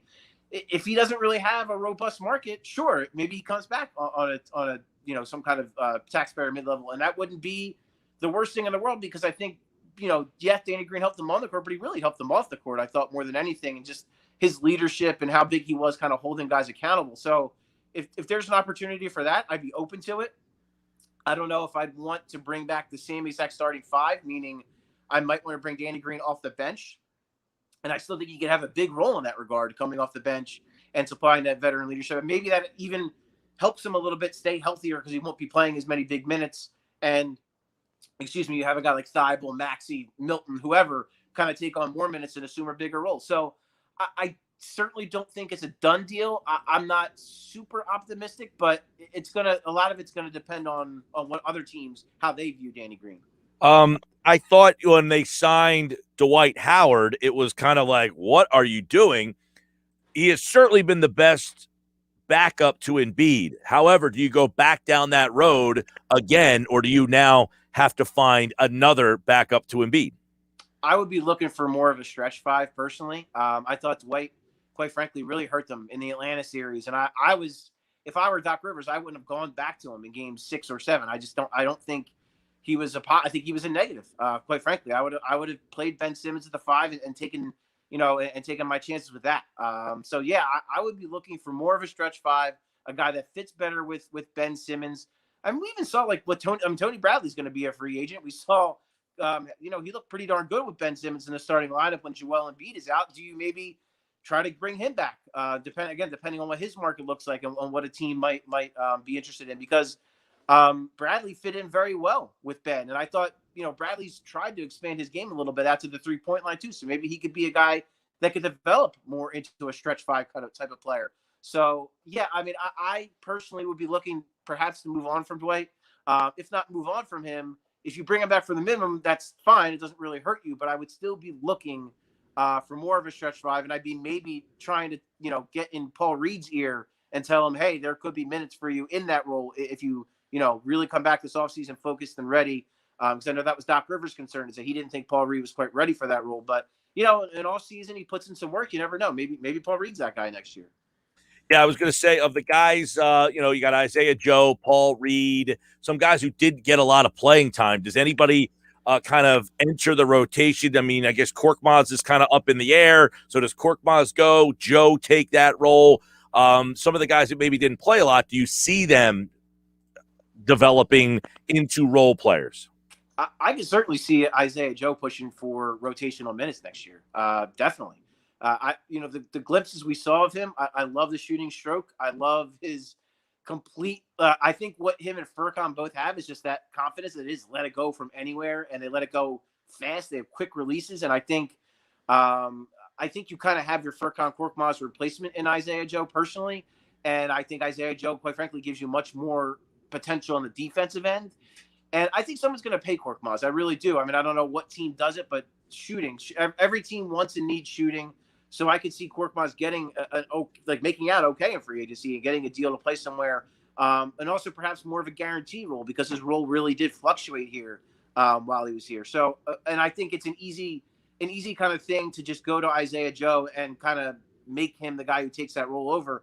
And I like him. I think Joe's got a shot. I really do. I think he has. I think that was a really good second-round pick, and I think he has a shot to be a rotational NBA player. Yeah, I feel like that's one thing that the Sixers still lack. When you look at a lot of these teams that are still playing, and Atlanta has it, is guys that just come off the bench in droves and they can shoot. And it's like they give the team 20, 25 minutes and they can shoot and they can just get themselves 3-4 attempts in a small volume in a small amount of time. And they can, you see Herder, who didn't even, people forget he didn't even start for this team. Hunter, who, it's funny, I had a guy call me today and anti-processor, hates him, and says, look, the Hawks don't have any high draft picks. I said, Hunter was the 4th pick. Young was essentially the 3rd pick. I know they got him 5th, but Atlanta had the 3rd pick that year. They swapped for Doncic. They have the 6th pick in Gallinari, so they have a 4, 2 5s, and a 6 on the team. And that's just that group of guys. Herder's 19. I mean, that's a team that built that team with a lot of high draft choices. So, but they have a lot of guys who can do very versatile shoot. I feel like the Sixers, other than Curry and Green, who's a very standstill guy, they still don't have like these guys that come off the bench and just shoot it. Yeah, it's guys that just have that, again, that confidence. Like, with all due respect to Furkan Korkmaz, but like I wish that Seth Curry sometimes had Furkan Korkmaz's irrational confidence and just fire. I mean, you saw more of it in the playoffs. Give Seth a lot of credit for that. I thought he was way more aggressive in the playoffs than it showed. But yeah, and I just think like it keeps going back to me to shot creation. Daryl Morey pushed back on the fact that he didn't think there was a lack. I still think there is. I think when I look at this roster, really the only perimeter shot creator, to your earlier point, is Maxey. I mean, they really don't have guys that do that. And you look at Atlanta, they have Trae Young, they have Kevin Herter, they have Lou Williams, they have even Gallinari to an extent. Like they have guys that can create their own offense, and the Sixers don't have nearly enough of that. Tobias was decent at it at times, and Seth Curry, he still probably needs a screen most of the time to get open. So it's just to not have a guy that can just take people off the dribble, whereas other teams that are succeeding have multiple guys that can do that. I think to me, that's still the most glaring weakness for the Sixers, whether it's off the bench or in a starting lineup. I just don't think they have enough guys that create their own offense. Yep, that's for sure. I agree with that. And even like Shake Milton, this is probably who he is now. What's this, his 3rd season where he's kind of just people forget, though, he was the 3rd or 4th leading scorer for this team in the regular season. I mean, you kind of wonder what's his role moving forward. Is he just a 13-point-a-game guy off the bench and then you can't utilize him in the playoffs? Yeah, I mean, he didn't play well enough. I mean, frankly, just he had that one really big night in game 2, and that's about it. That's really all you saw from him in the playoffs. But he's still a guy I like. He's still a guy I think can play. It's weird, Mike. Like confidence and everything. Like it's such a hell of a thing. Like it comes and it goes. And I think with Shake, you saw when he was confident, he was really good. And then times when he kind of got down on himself, he wasn't so good. It's all about consistency. I mean, he's got to be way more consistent. But I do think he can absolutely fill in a role and like be 15 points a game. I think actually his creation level to my I think he was better this year during the regular season, at least, at doing that. And what killed him early was that his 3 wasn't going down for whatever reason. Second half he shot it much better. But yeah, I think I still think Shake is a guy that's going to get a look. I still think he gets a shot, and I think Mike, like this kind of is the biggest issue, is that they just have a lot of guys who I still think might be able to help them, but they do not have enough sure things. And I think that's the problem. So maybe you can maneuver and figure some things out to get more veteran players that you know what you're getting, night in and night out, or you can keep kind of riding with these guys and try to hope that one of them figures it out and it clicks and they get consistent. But it's really tough to be a contender trying to win a championship when you don't have enough solid guys who you just know what you're getting every night. That's for sure. I want to get your opinion on this. That I know you started this conversation off by suggesting that that doesn't mean they're going to try to trade Ben Simmons. They're trying to build his value, but the whole point, to me anyway, we all have a different view of the process and why they went down that road and what it was supposed to be. For me, this was an organization that had apathy. Nobody cared. For 20 years after Iverson left, people cared even less than you could about any team, period. It was a business decision to say, we got to do something. It was a branding business decision more so than a on-court win titles. That's what they have to tell the fans. We got to win championships. They needed to create excitement about this team, right? They had to get people back buzzed, jazzed about the Philadelphia 76ers because nobody cared. Mission accomplished. We now care about this team. That being said, do you agree that this regular season became apathetic? It was, I'll only care when I get to the playoffs. Like, okay, I get it. They're the number one seed, blah, blah, blah. So with that said, can they bring this core back again and go through another apathetic 82-game regular season by saying, I've already seen Joel and Ben and Tobias and Seth Curry just get me to not even the first round of the playoffs. I want to see you in the second round of the playoffs. So as a business, not a basketball decision, can they bring Ben Simmons back? Yeah, because listen, I get it, what you're saying, but at the same time, it would be bad business to make a move to trade Ben Simmons and not get the proper value in return. Because then you're hurting your team, and then instead of having a sleepy 82-game season where you're the 1 seed, you might have an up and down tumultuous season where you're like the 5th seed. You know what I mean? And that would be much worse to me, at least. So yeah, I get it. I get, you're right with the process and everything. And I think what the goal of that was, yeah, definitely business. And then also like they were in NBA purgatory. Like they didn't the only second round series they played is because Derrick Rose's knee exploded in the first round of that one series. Other than that, they were 6, 7, 8 seed and they lost every year. It was not, like you said, it was apathy. No one cared. It wasn't fun. I still think, Mike, people are going to, because even if they bring back, they're going to make some changes. I don't know what they're going to be. I don't know if they're going to be big. I don't know if they're going to be small. But I still think there's going to be intrigue because then if they bring Ben Simmons back, it's going to be people wanting to kind of either jump all over Ben Simmons saying he still didn't improve. He still can't shoot. He still can't hit free throws. Or people that are the defenders that are going to be like, see, they should have held, you know what I mean? Like, I think there's still drama. So I think that will be enough that it will keep people's interest. But how long that lasts, I don't know. But yeah, I do. If they go into this in the next season with mostly the same roster and bring Ben Simmons back, I do still think there will be plenty of intrigue, plenty of drama, and plenty of things for us to discuss and debate that'll keep the interest in the team up. All right, Paul Hudrick, at Paul Hudrick on Twitter, the Sixers offseason. By the way, it appears there has been a Joel Embiid sighting over in Margate. He is walking down Ventnor Avenue with his son, Arthur, and it looks like his wife. I've met his wife a few times. Lovely lady. But it looks like they are down in Margate. So if anybody sees him, take a picture and send it to us. I know a couple pictures have already surfaced of him. He was by the Liberty gas station in Margate on Ventnor Avenue over there. So well, good for him. My neck. He could be getting ready for game 2 tonight. Instead, he's getting a sandwich at Robert's Place. There you go. Yeah. Because I know he doesn't drink, right? So he's yeah. Get a Shirley Temple over at Robert's Place. Get some wings, Joel. If you're listening, I'd get the wings if I were you. All right, Paul. We will catch up with you. Our Inside the Sixers has been great this year. The coverage has been fantastic. So we will be catching up with Paul when Sixers news, rumors, reports, all that happens. But this has been the final Inside the Sixers for this season. And awesome job, man. I try my best, Mike. I appreciate it, man.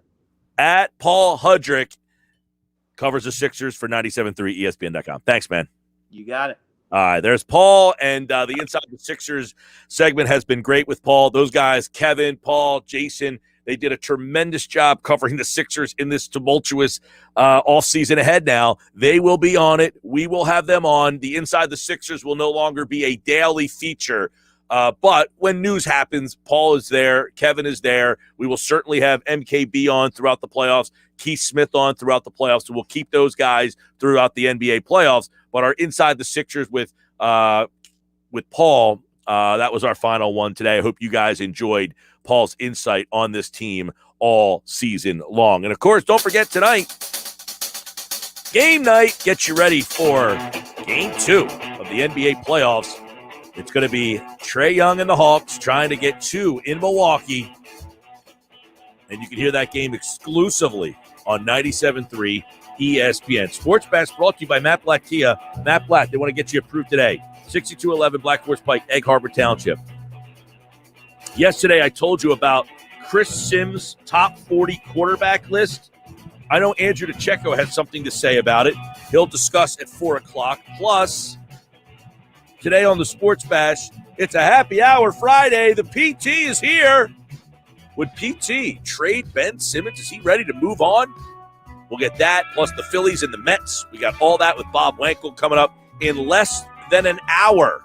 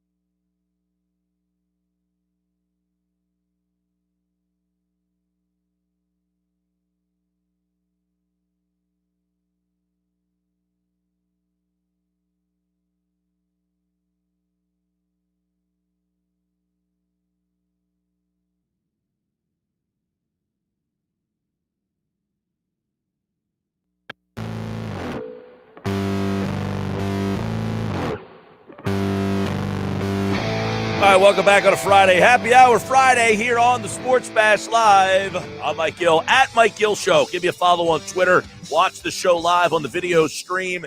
Hit up the text board 609-403-0973. Mike, this is from Tim in Millville. He says, I, for one, hope that Ben Simmons is able to come back to the team a better player after this summer.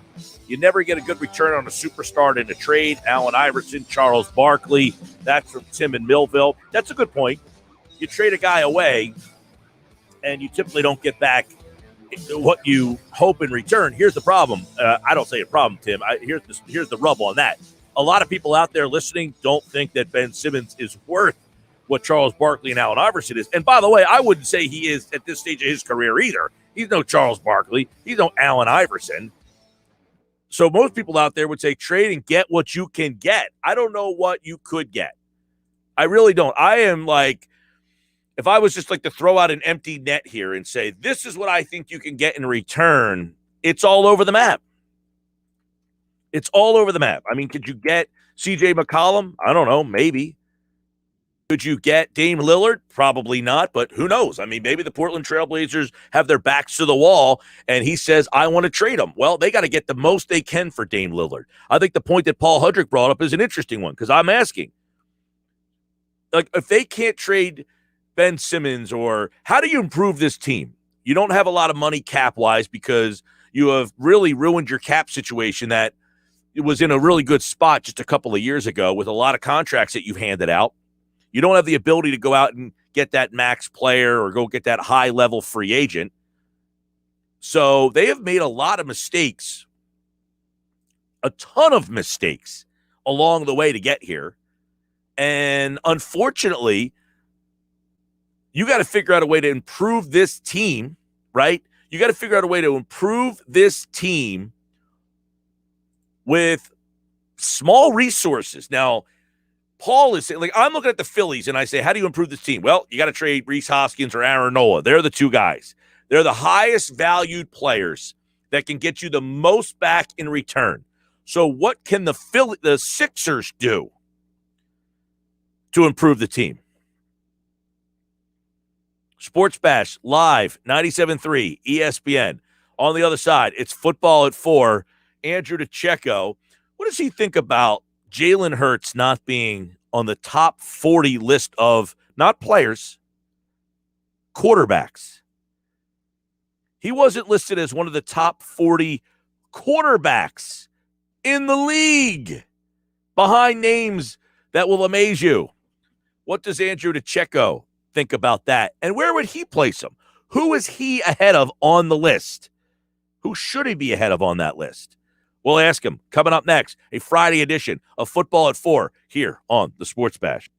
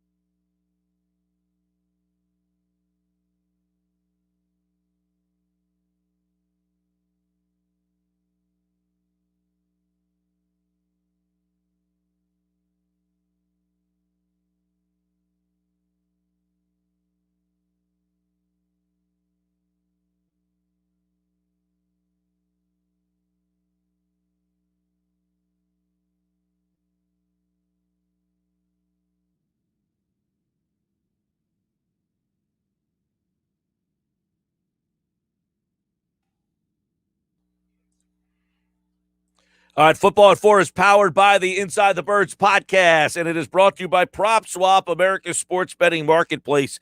Sell your sports bet and take your profit. Find out how. PropSwap.com or download the PropSwap app today. I am Mike Gill. This is the Sports Bash. It is Football at 4. We take a look at the NFL, the Eagles, every day, 4 o'clock, with the guys from the Inside the Birds podcast, InsideTheBirds.com. Andrew DeCecco is back for a Friday edition on Happy Hour Friday, as we are about a month away from the start of Eagles camp. July 27th is when we believe that will open up. We are at June 25th, so almost 1 month until we get there. Andrew, what's going on, man?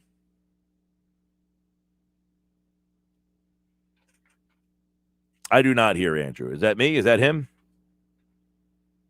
Oh, I feel I hear you. Oh, there he is. Andrew, what's going on? Hey, man, doing well. All right, so a couple things. I know that you tweeted about this last night. Chris Sims did his top 40 quarterbacks. Now, let me ask you, is it preposterous to suggest that Jalen Hurts is not one of the top 40 quarterbacks in the current NFL? Well, normally I don't like to give these type of things any attention. A lot of times these lists are floated to me, or someone tells me about it, or I get, I stumbled across this one on my timeline, and I felt the need to comment on it because it is, it's just horrific. To not have Jalen Hurts in the top 40 is, I gave it a little bit more attention than I should have because it's just one person's opinion, and a lot of times they post these things just for engagement or for attention, and it doesn't make any sense. There's 6 players on that list that haven't taken an NFL snap, not to mention Zach Wilson's ranked ahead of Trevor Lawrence. Taysom Hill, I believe, is 24.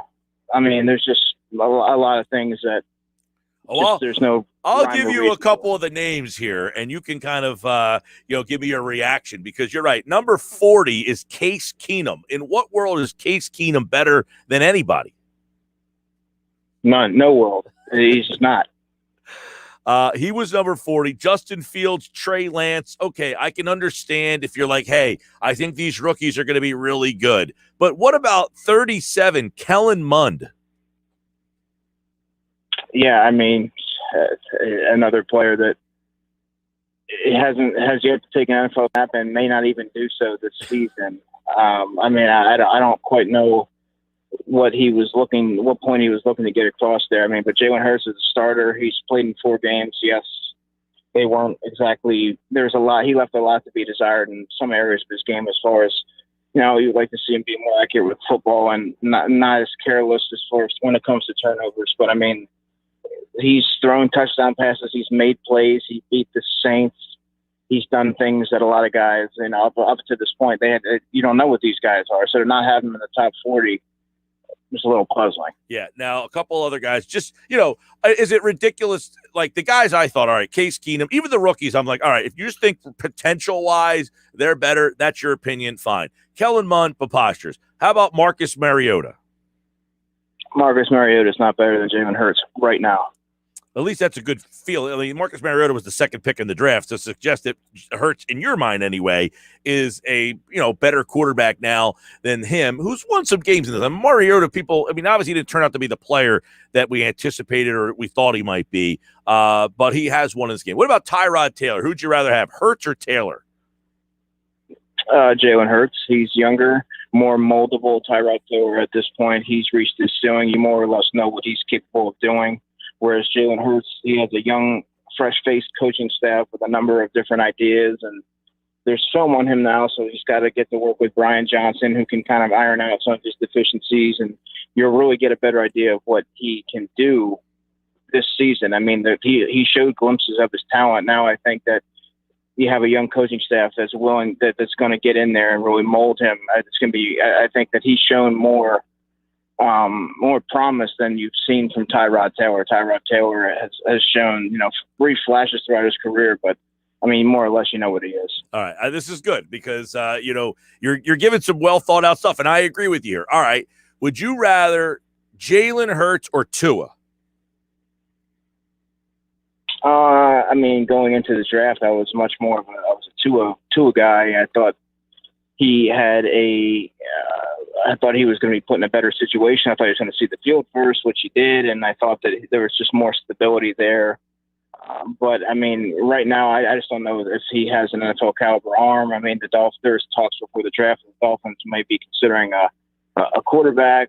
They're tentative as to whether or not they were going to go forward with him being the guy.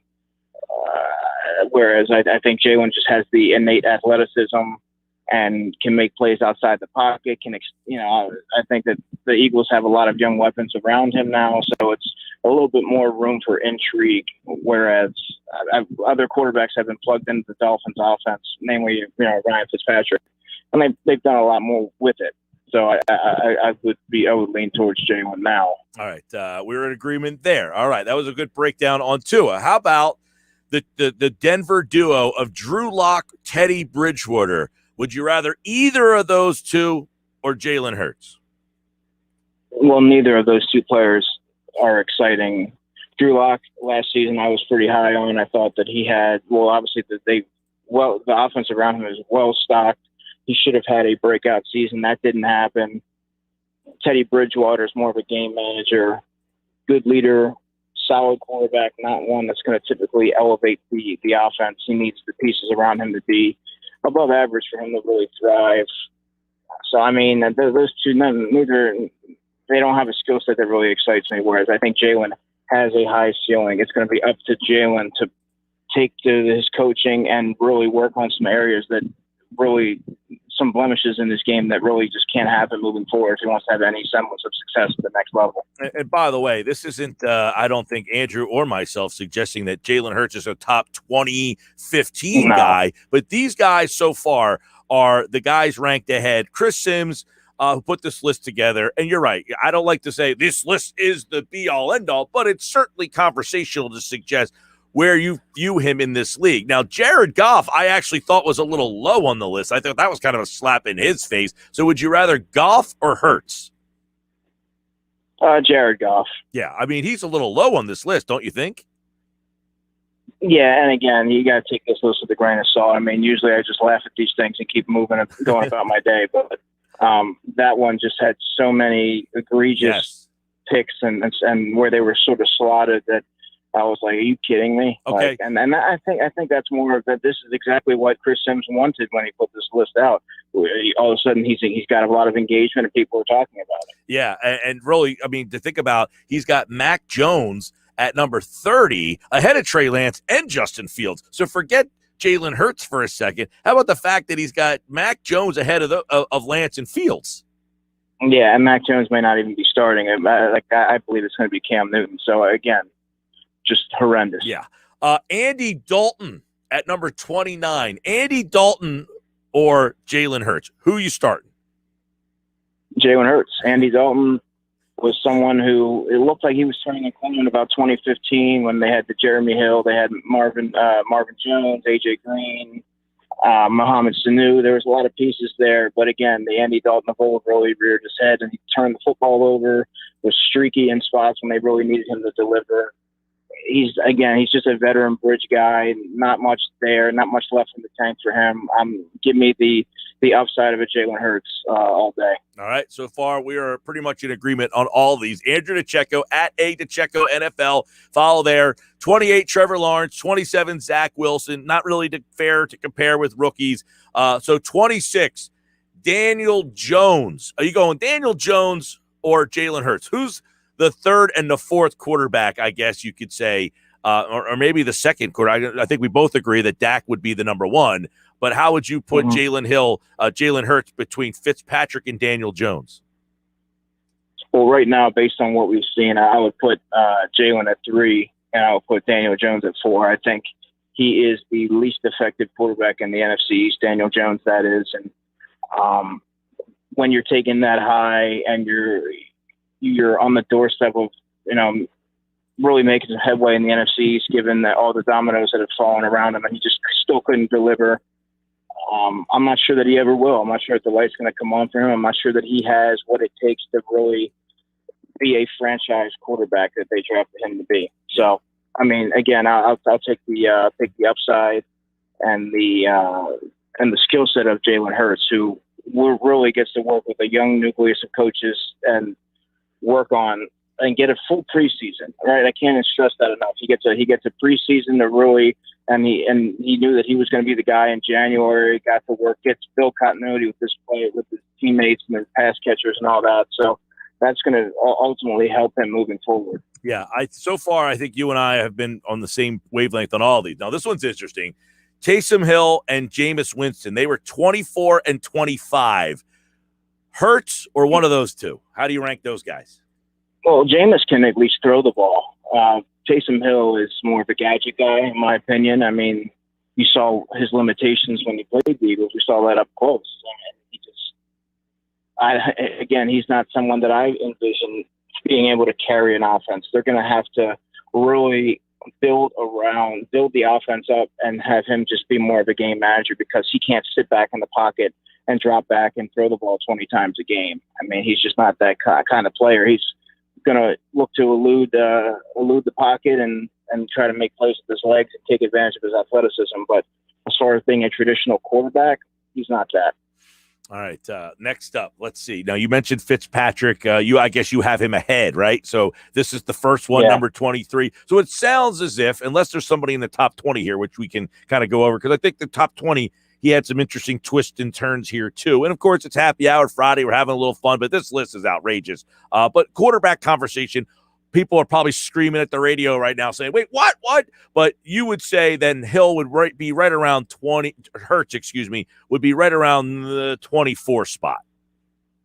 Yeah, I think that sounds about right. When you're evaluating the 32 starting quarterbacks, he's going to be towards the bottom, but not at the bottom. I mean, you've seen enough from him to sort of be able to have an assessment of what he's capable of going into this season. And then when you factor in all the different variables going into year 2 for Jalen, like I outlined, I think that'd be a fair slap for him. Yeah, so you got 22 Roethlisberger, 21 Jimmy Garoppolo, 20 Cam Newton, 19 Sam Darnold. So I'll stop there. Do you have Hurts above any of that group? Roethlisberger, Garoppolo, Newton, Darnold? Not yet, no. 19 was Darnold. All right, so 18 was Carson Wentz, which is kind of a tough one to do because we don't know what Wentz is in Indianapolis. And I don't think anybody is fair to say Hurts is better than Wentz based off of 4 games. Joe Burrow was 17.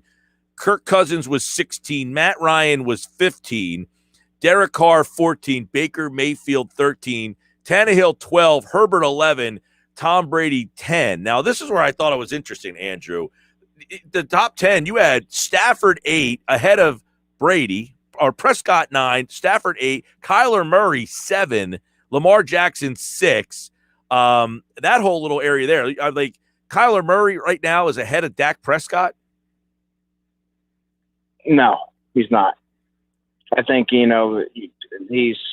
people seem to forget what Dak is capable of because he was banged up last season, but let's not forget what he did early last season and years prior. He really has taken the next step in the natural progression. And there are pieces. He does have a lot of weapons around him to be successful. So I don't necessarily agree with that. All right, and then a couple more that were kind of head-scratching here. Andrew, to check this with us here, we're looking at this Chris Sims top 40 quarterback countdown, which seemingly is preposterous. We've got Kyler Murray, 7, Lamar Jackson, 6, Russell Wilson, 5, Deshaun Watson, 4, Aaron Rodgers, 3, Josh Allen, 2. Is that outlandish? People would say Allen over Rodgers. Is that outlandish? Yeah, but Allen's closer than what some may think on the surface. But he's still a 3 for me. So you would go Mahomes, Rodgers, Allen. You have Allen up that far then? He's either 3 or 4. I mean, I don't make lists. That's not something that I do. I just, I kind of just base it off of what as we're kind of going through this. But definitely Mahomes and Rodgers 1 and 2. Yeah, I mean, and look, I'm not a guy who has like my list hanging out in my back pocket, like, oh, this is the way I have them. But just seeing that on the surface, I would certainly say Mahomes is probably 1, Rodgers is 2. What is it about Josh Allen that has propelled him? Because I think he's an interesting guy. When he was drafted, very inaccurate, strong arm. What has he kind of done to make himself, in some people's mind, a top 5 quarterback? Well, the Bills added Stephon Diggs, which really will help any offense. He has a bona fide deep threat. I think that just working with the coaching staff around him, they've sort of familiarized themselves with what he's good at and what he's not good at, and sort of built the offense around what he is good at. He's got a powerful arm. His accuracy has improved. He's less skittish in the pocket. He's more willing to hang back there and make the throw and work through his progressions. He really has taken a significant leap in his progression. So I think that he still has he has yet to scratch the surface of what he can really do. And I think he's trending upwards, and he will be in the conversation as one of the top quarterbacks, and I should say one of the top two in the near future. What do you do with Lamar Jackson? How do you kind of view him? Is he a guy who's ascending? He was the MVP. Is he descending? What is your view of him? Well, he has a lot to prove. I wouldn't necessarily call him ascending or descending. He's kind of just you're looking for him to take the next step. His accuracy needs to improve. There's no doubt that he's a dynamic talent and one of the most electrifying players in the open field. But he also has to, when you saw when the Bills got out to a lead and he had to sit back there and make throws, he wasn't necessarily able to do that. I mean, they invested a first-round pick in Hollywood Brown, and they have Boyk in there, who's very athletic and a big, tall guy that can go up there and get the football. And they have Mark Andrew, who is like, there are weapons there. And sometimes I feel like they're underutilized because of the quarterback. So, I mean, there's no doubt that he's tremendously athletic. Now it's just, can you take that next step? Can you be a guy that can sit back there should your team fall behind and make plays with your arm? That's the question that needs to be answered. Andrew DeCecco, of course, Football at 4, powered by the Inside the Birds podcast. I loved your answer, too. I rarely exert energy acknowledging these lists, but to not have Jalen Hurts on this list is an absolute joke. And when I saw that, I said, I was very intrigued to get your opinions on some of these guys. And so far, you've done a great job on breaking these down, because I agree. Like, some of these guys are ridiculous. Even the other side, like Justin Herbert at number 11. It's not ridiculous, but to have him or like Tom Brady, number 10. The guy just won the Super Bowl last year. Was he great? No. But, I mean, Kyler Murray at number 7 is mind-boggling to me. I mean, he's got a long way to go. Mayfield will be very interesting. So it'll be very interesting to see how this all kind of plays out, because I love the quarterback conversation. Of course, you do a great job of breaking them down. I'll leave you with this then. Of the rookie quarterbacks, which one has the best year? I'm going to say Justin Fields. I think Darnell Mooney takes a big step forward. The second-year receiver, he's going to be a good vertical threat for him. And I really like Justin Fields' skill set coming out of the draft. I thought he was a very mature player, plays within his skill set, and I think that he's going to have a decent year. I'm not high on Zach Wilson. I think Trevor Lawrence is going to endure some growing pains in Jacksonville. And I don't know that Mac Jones even starts over Cam Newton. So if I had to pick one right now, I'm gonna go ahead and say Justin Fields. Now, the fact that your latest article at InsideTheBirds.com is looking at cornerbacks for next year, I guess that tells you all you need to know about this group of corners. Oh yeah, easily the weakest cornerback group. The weakest cornerback group in the National Football League. They will do something there. They have to. All right, Andrew DeCecco, Football at 4, powered by the Inside the Birds podcast, and, of course, a happy hour Friday edition, a little fun look at a pretty bad quarterback list. Thank you, Andrew.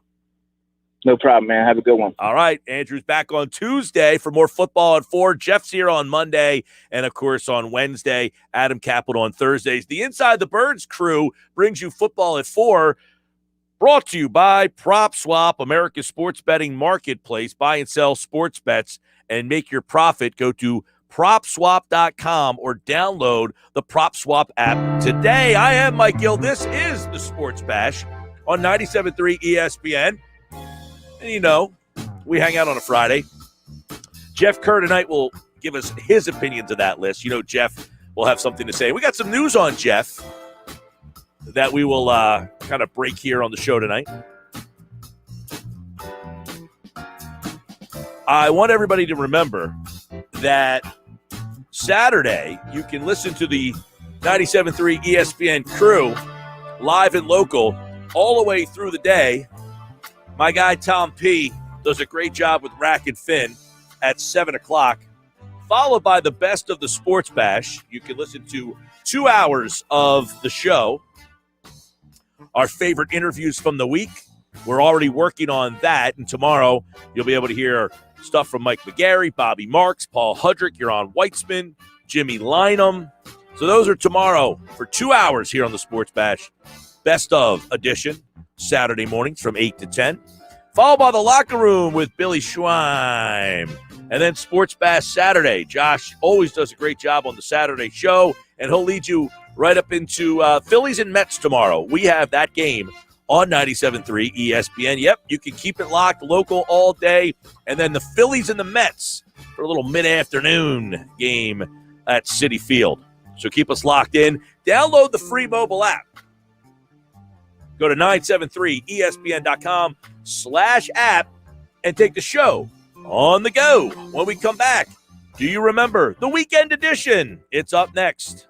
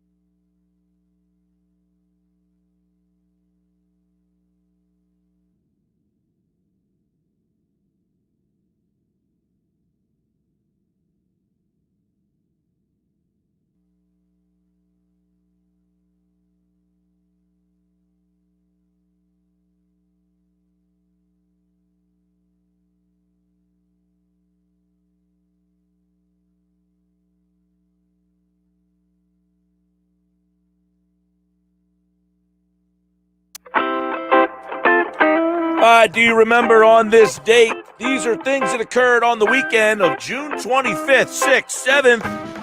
I'm Mike Gill. This is the Sports Bash. Good to have you riding shotgun with me. I like sitting in your car. I'm like the guy on the handlebars on the bike. Do kids still ride around their buddies on the handlebars? We used to do that all the time.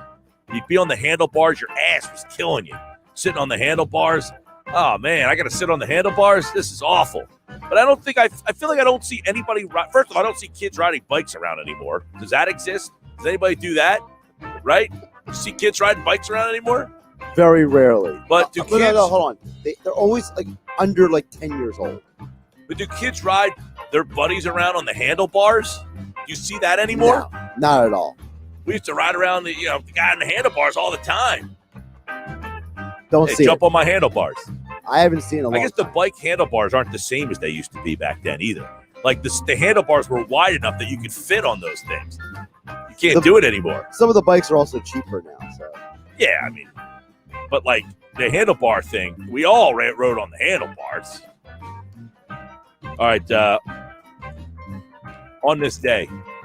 See, the hard part with Josh is I want to talk about the handlebars, and he only wants to hear what sporting events happened. Well, okay, you want to talk about the handlebars? I never did it. You know you never why? rode on the handlebars? No, because I didn't want to. I thought No.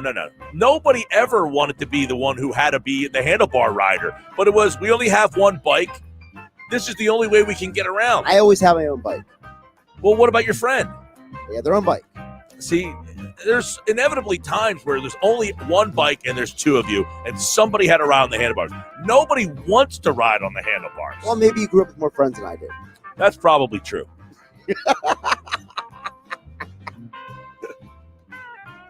How about that? There you go. What did you have? You and your imaginary friend? Did he never ride the handlebars? Well, the funny thing was, half the kids I knew when I moved down to South Jersey, they all rode skateboards. More kids rode skateboards than bikes. Yeah, we did the skateboard thing too. So, but there's a whole contingent of kids I knew that didn't even have a bike they rode. They just rode their skateboard everywhere. How many people listening rode the handlebars? That's what I want to know. The other thing was that you have to trust about. the person who's riding when you ride a handlebar. Always. I mean, I'm a very untrusting individual. That's poor. It's a general principle. The only people I don't trust are people who don't do fantasy sports. Yes, this is true.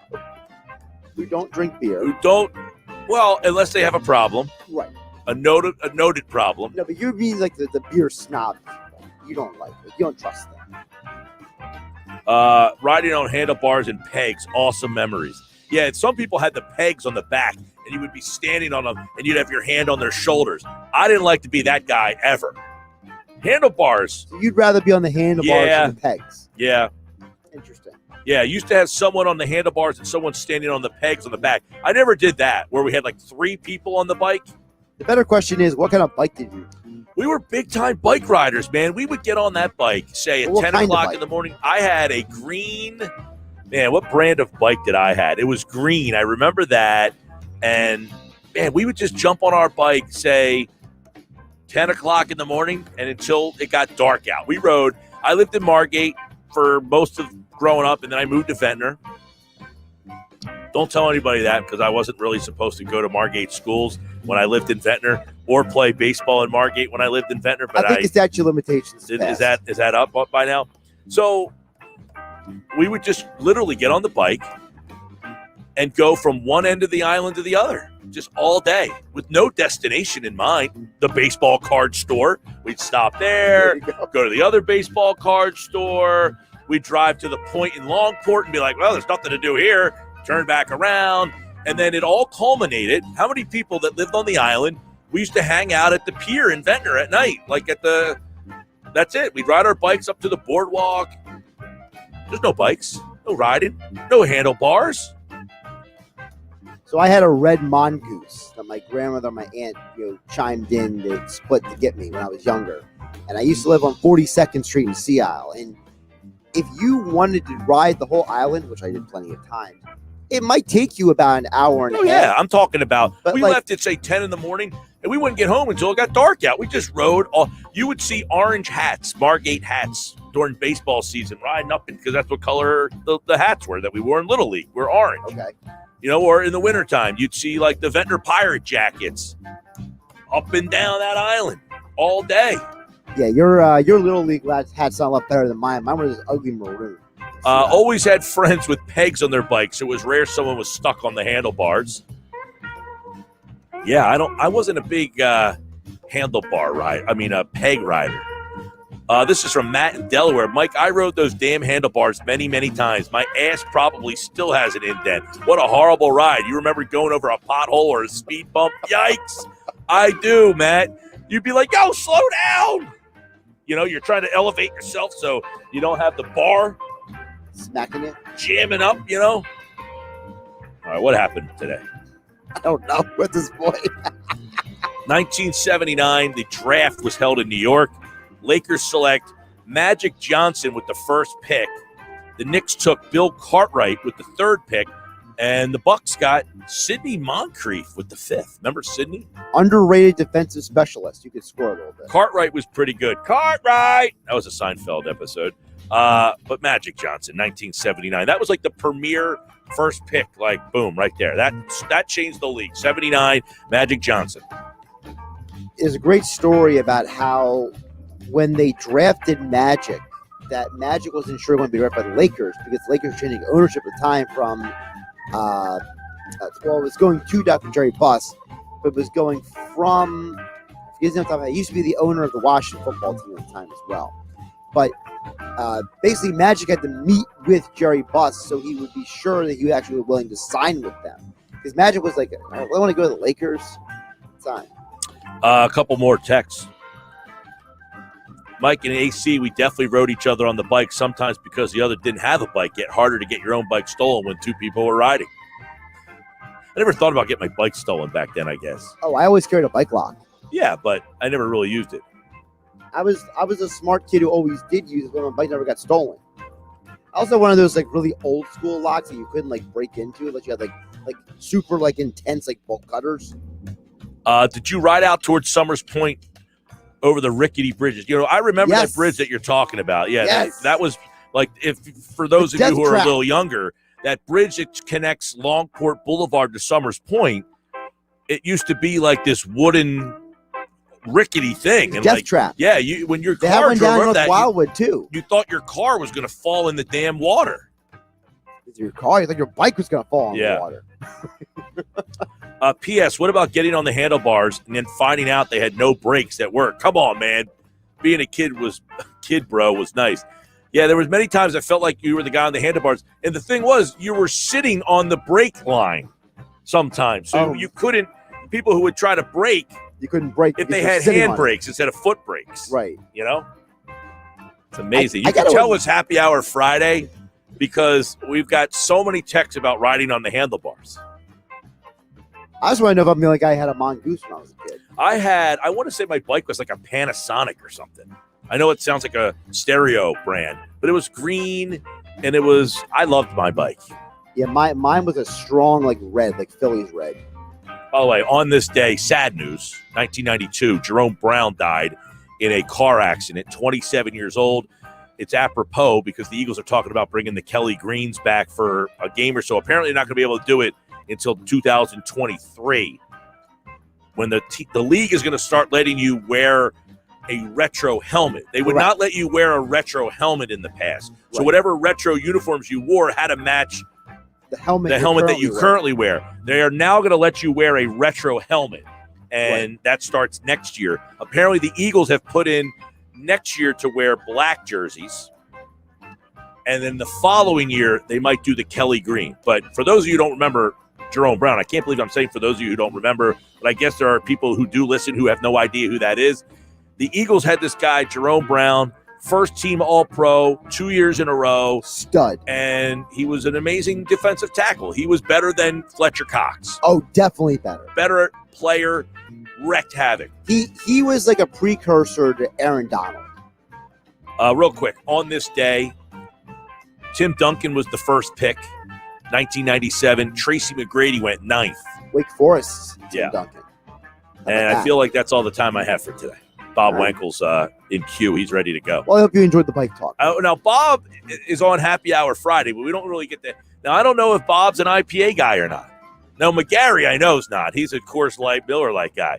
But I think Bob would be, if I'm saying Happy Hour Friday, I'm going to say Bob is an amateur IPA guy. So he's more like me. He's probably like new and like spreading his wings. We'll find out coming up. Plus the Phils, we're all over that. I was going to ask about, I put a poll question up about the closer. The Phillies beat me to it, and they put a closer that I didn't even give an option for because I wouldn't close them. Back with that coming up next.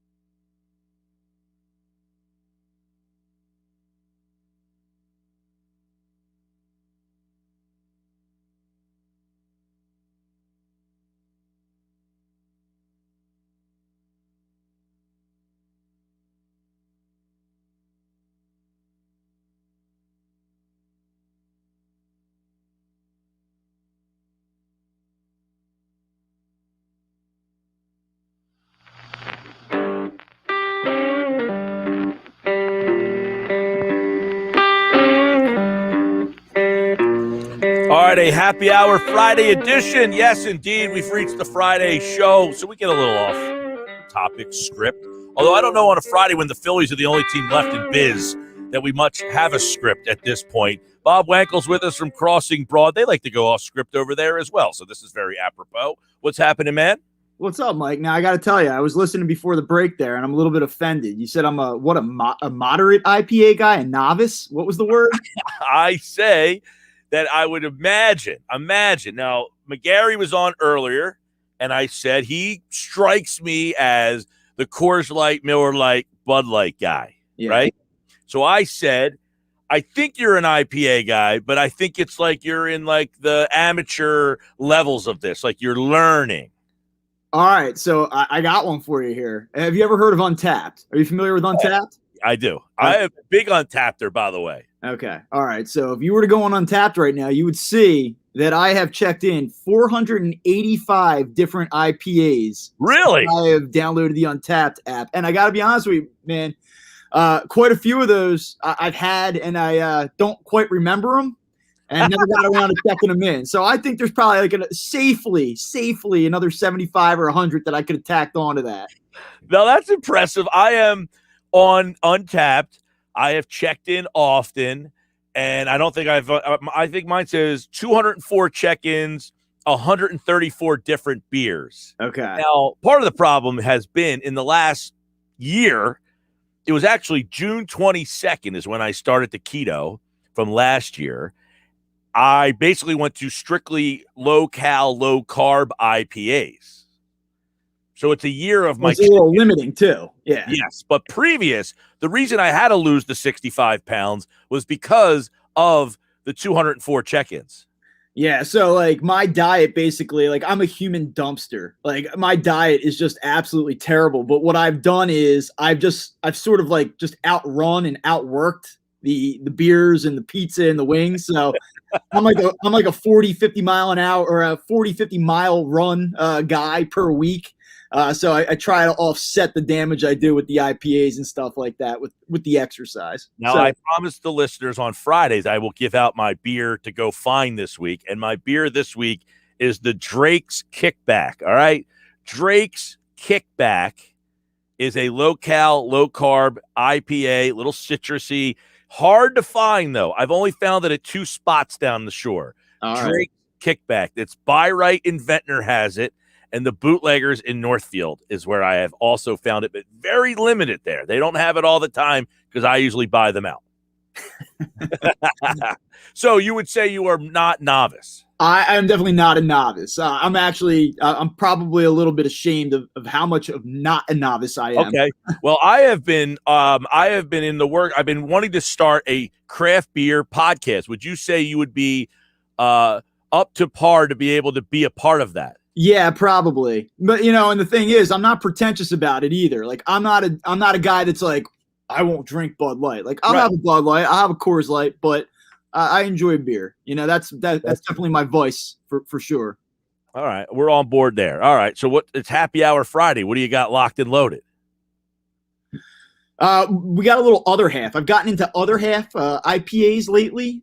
They're like kind of just starting to kind of creep into the South Jersey realm here. So, I'm tell you what, too. My wife actually hooked me up. It's our second wedding anniversary coming up next week, and she got me a Yeti, like a transportable Yeti, and she filled it up with like a variety of different IPAs and stuff, and some sours. And so I actually don't even know what's in that. So I might tap into that at some point this weekend. We'll see. Okay, that's good. Yeah, my girl also joins me on the crusade, so we find stuff together. See, last week I don't think I had asked for.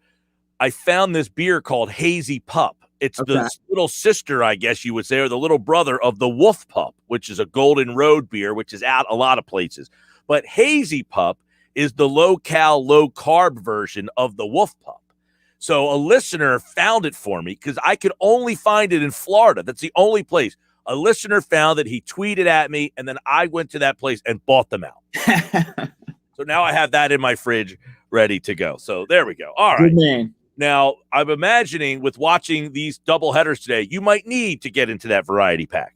When it's all said and done. So I won't I don't indulge even if I'm not covering the game. Like I'm not going to do it during the game. We try to keep things professional here, but come 10:30, 11 o'clock tonight, or whenever I'm done what I need to do, yeah, I'll probably dive into a couple for sure. Okay, well, let's dive into some news and notes before, because the game just started, and that they elected to change closers finally. And I say finally because I'm not like you got to remove Neris, only because I don't really have an answer. I don't have an option. Now, Frank brought up yesterday, what about trying Spencer Howard? You can't pitch him more than 3 innings anyway. What about utilizing the talents he has as your closer and extend your bullpen? I like that idea. I'm fine with that, but they decided to go with Jose Alvarado. He's going to be the closer, at least in the short term. Do you support this move?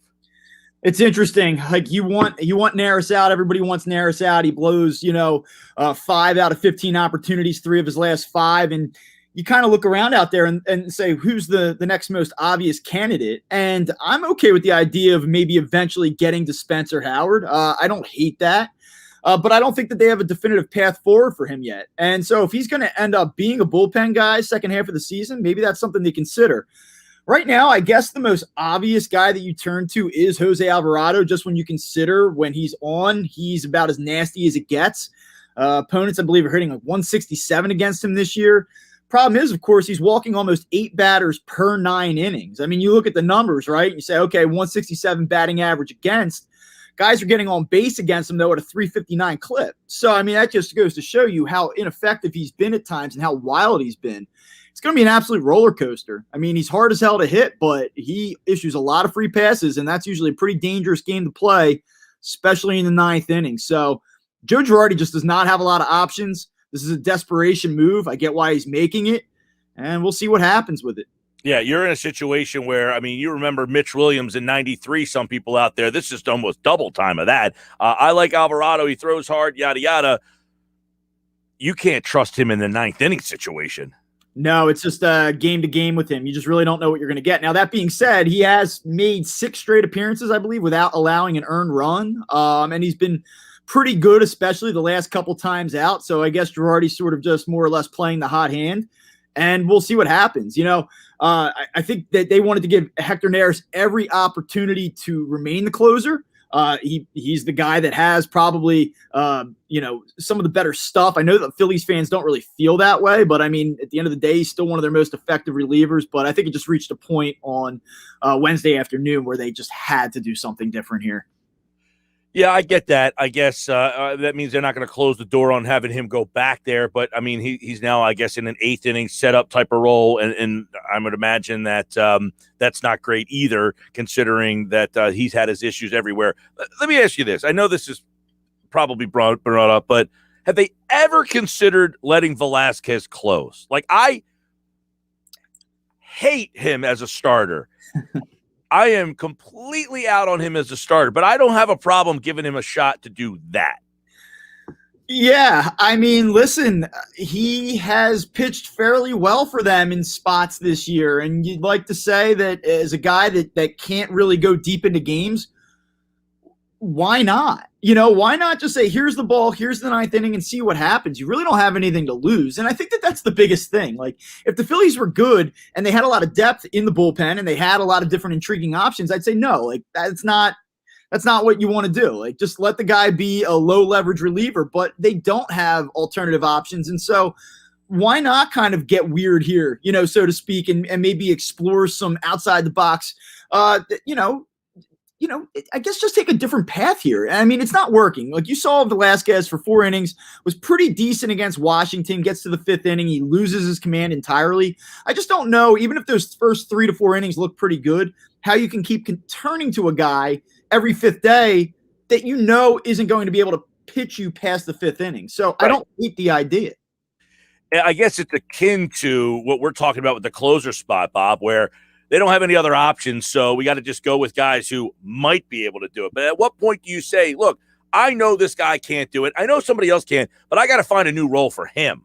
This role, he just had been given too many options. Maybe the guy who fills his spot isn't the guy either, but we already definitively know this guy can't do it. That's what bothers me. Yeah, I mean, they're basically in a spot where they're making changes for the sake of making changes. It's not that you have any belief in what you're replacing the guy with. It's just that it's like, well, hey, why not? We have nothing else to lose. It can't be any worse. And I feel like for the last number of years with this team, that's kind of what you say. Anytime you do a shakeup, anytime you move the parts around, you say, well, it can't be any worse.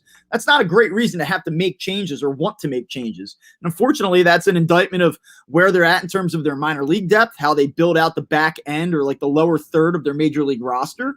And I mean, it's just what we saw this week against the Nationals was just an absolute mess, and especially on Wednesday. And I think that a lot of people have probably reached their breaking point with this team.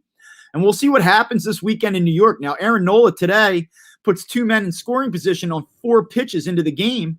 But since then, as we speak right now, he has struck out 6 consecutive batters. So Aaron Nola early on today has it going on, but the Phillies have yet to score now through 3 innings. So they are in an absolute must-win scenario. You can sugarcoat it. You can say, oh, listen, it's still early. It's still the first half of the season. The Phillies have to win at least, in my opinion, at least 2 games in this series. And if they really want to get serious and get people back on board, they got to take 3. And I don't know how they're going to do that. Yeah, I agree. I was going to say, how important is this particular series? Because you're playing the team that's directly in first place. If you lose 3 out of 4 or even, by gosh, get swept, are we looking at a situation where Dombrowski almost has his answer to what this team is or this season is? Because we know what this team is. Yeah, I think so. When you look at this and you just kind of project out, you say, all right, they got 90 games left. Like, there's no series in June that can be do or die. It just can't be that way. But it is for this team, because what we know is this.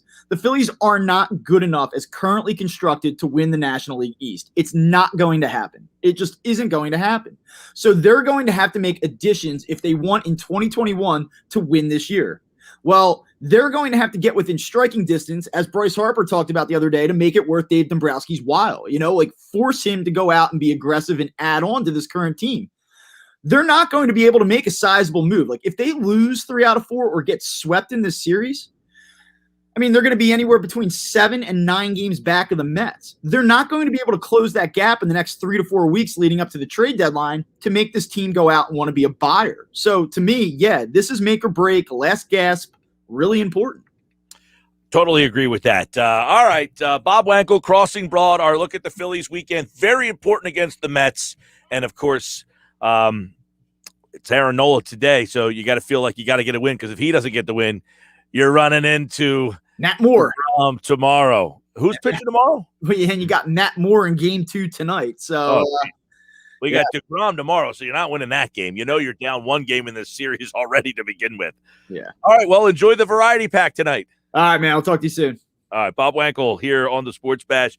Crossing Broad, he covers the Phillies. Check him out at Bob Wankel CB on Twitter. This hour was brought to you by PropSwap, America's sports betting marketplace. Sell your sports bets and take a profit. Find out how at PropSwap.com or download the PropSwap app today. I'm Mike Gill. This is the Sports Bash. This is Happy Hour Friday, and that means the PT joins us next here on the Sports Bash. Pete Thompson is in the house. Jeff Kerr, we got a little news for Jeff coming up at 5:25.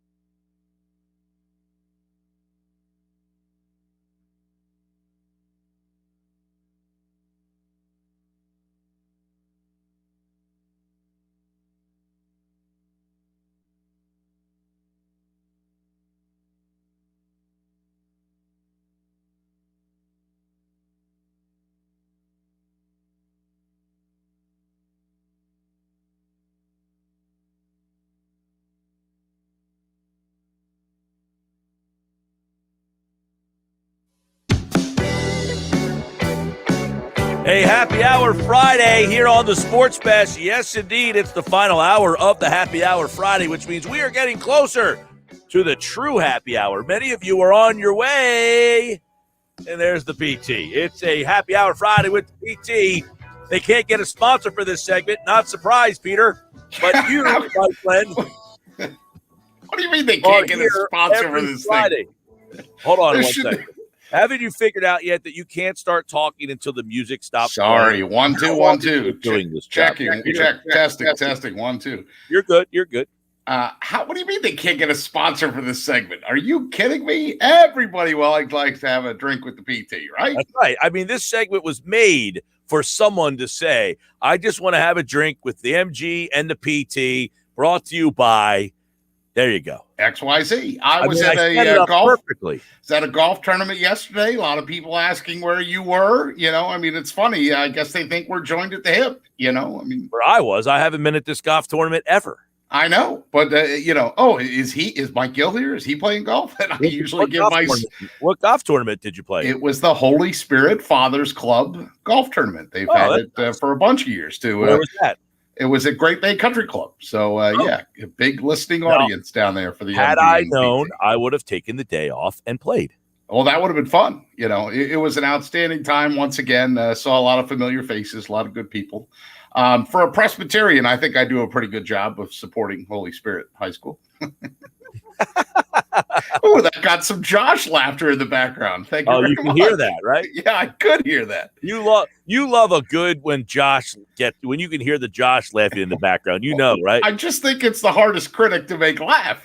So if I can get him laughing, although sometimes it's on the most asinine of comments, so you just never know. I mean, I think it's the hardest judge, to actually get him to laugh. But hey, I digress. I mean, there's so many things we could talk about today. I mean, I was just sort of, when you were in the break there, scrolling through, the helmet news in the NFL. So the Eagles will probably finally get to wear Kelly Green again. That's something. Mike Adams, the local guy, gets promoted to Lehigh Valley. I retweeted that. I expected you to, come down hard on me. I retweeted the MLIB first before I saw your story and said, oops, okay, hang on, let me retweet this one as well. So thankfully that was nice for you not to I didn't see that, but I didn't see that you did that. But that being said, yeah, there are the Kelly Green. They're not going to wear them until at least 2023. So I don't want people to get their hopes up. Yeah, but Mary Samsonite. I mean, at least so you're saying there's a chance. I mean, at least now there's a chance. Well, that was always the thing, the helmet rule. They had to have one helmet, and now the fact that they can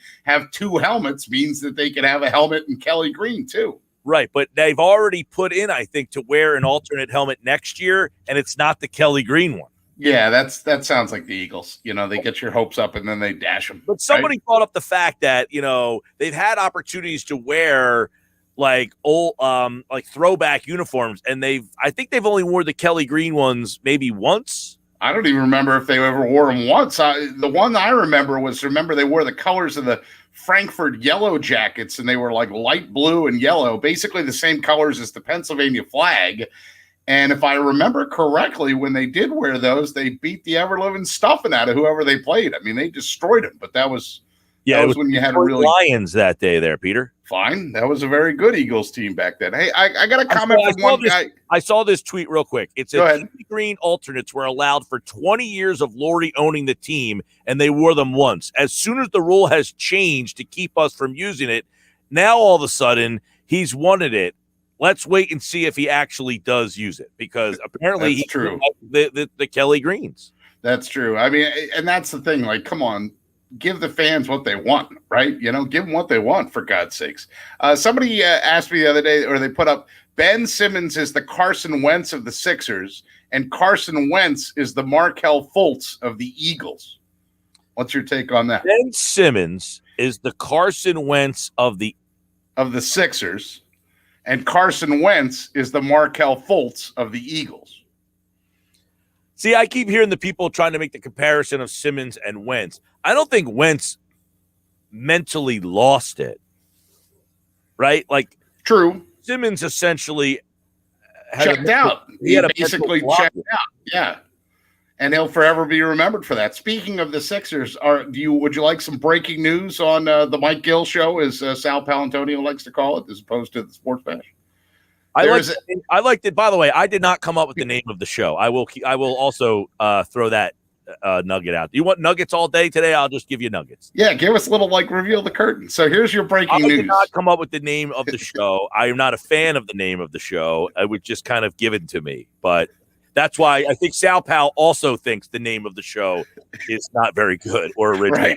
Right. Well, I mean, it should be identified with the person that hosts the show, in my opinion. Well, I mean, come on, dude. I think Sal was like, who came up with the name of that? It's horrible. And I say, I agree. Well, I'm going to call it Mike Gill. Okay, fine with me. So on Essex Avenue in Margate, Essex and Atlantic. Oh, I already wrote an article about this. Oh, yes. Our mutual friend has sent I actually had somebody get that way ahead.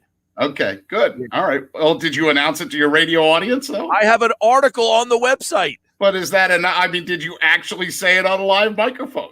Yeah, I said Joel Embiid is in Margate, and you could see him walking around the Liberty gas station on it. That's so funny. Yeah. So if you see a 6'11" guy walking around, yes, that is Joel Embiid. Yeah, who actually told me was my buddy Jeff Nadeau. Oh, nice. Very good by you, Jeff. He's a remote correspondent for the Sports Bash, the Mike Gill show. Yeah. So, and in fact, who was on the show when we were talking about, I think it was Paul Hudrick was on the show when we were talking about this. And I said, he's walking around Margate, around Essex Avenue. So he's probably heading to Roberts to get some wings. Yep. I had some of those the other day, by the way. They were outstanding, just like I remembered. Hadn't been there in a long time. It was kind of like going back to your high school reunion. Or I was actually there last Saturday and got to it. It's the first time I'd been there in a while, Peter. Oh, well, there you go. Look at us hitting all the old haunts once again. I mean, I was in the daytime and it was raining. So, I mean, how much trouble could I actually really cause, That's the problem. Mine was a beautiful day. I got there around 2, and around 8:30, I was still there. You love stories where the PT screws up. Would you like a story where the PT had running down his chest? Yes, but I have another question about that. Go ahead. So I'm driving into Margate. I have not been on the island in a while, probably a year or whatever since COVID, okay? And I'm sort of tooling my way in on the causeway, and I start digging I had my $2 ready. I want my $2. I had my $2 ready for the toll, but I'm not really paying attention because then I remember somebody the other day, I think it was a Wawa, gave me a damn 50-cent piece. So I'm like, wait a second. I could get rid of this 50-cent piece in a couple of quarters, and I could give him the money. So I'm not really paying attention. And for all my life, I don't know about you, but you go to the right to use your bridge card, and you stay in the middle to actually get a live attendant. Okay. Yep. So I'm not really paying attention. And think of like a bull and a bull rider, right? I'm in the chute. I'm right there at the gate when I realize, oh crap, there's nobody in this booth. And then who comes behind me but somebody with Pennsylvania plates just laying on the horn, right? Like, you a-hole, you're blocked. And I just froze like the deer in the headlights. Like, what do I do?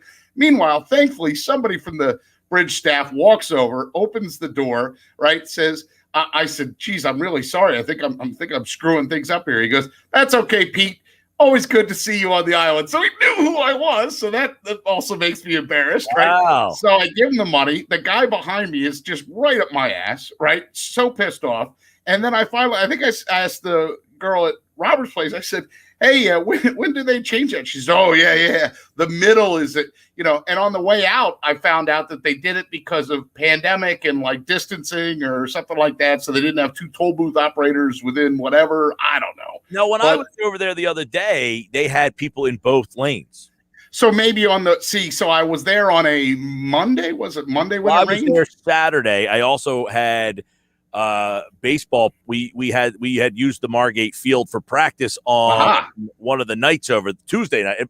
Monday night. It was Monday night, and both lanes were staffed because I have a card still. Oh wow! Now see, I don't have the card anymore, but at the very least, I thought that, and I know you love stories where I screw up. I mean, the guy bailed immediately as soon as he could get around me. I mean, he must have thought I was the shoob, and he wasn't. But as soon as he could get around me, he could. And in his fancy Mercedes. Have a nice life, fella. Sorry I jammed you up for 5 seconds. Hey, by the way, are you watching this Aaron Nola start to the day? He's about I to break a major was league. until I came upstairs. Batter right here, he could break a major league record. Right here. Okay. He had 8 in a row. This is going to be his 9th or 10th. No, he struck out his 9th guy to end last inning. Okay. He struck out Francisco Lindor to end the 3rd. He is now pitching Conforto, right? in the 4th. Okay. Is it Conforto that he's going up against? Is my screen updated? No, it is not Conforto. Oh, yes, it is Conforto. Yes, it is Conforto. All right. If he strikes 1 and 2 right now, so if he strikes out Conforto, he will have struck out the first 10 batters to start the game. That's pretty awesome. I mean, I still don't think he's the Aaron Nola of the past, but if he's starting to work his way out of it, that sure bodes well, doesn't it? You're right about that, but you're almost you're hoping like Ben Simmons. Like, was something said that finally pushed him to the level of there is no way I'm going to pitch the best games or ever, because I am so sick of hearing people talk bad about me. He did almost also hit a tape. Oh, great. 10 in a row. That's awesome. Live right now. This is awesome. Nola, 10 strikeouts. That's a record.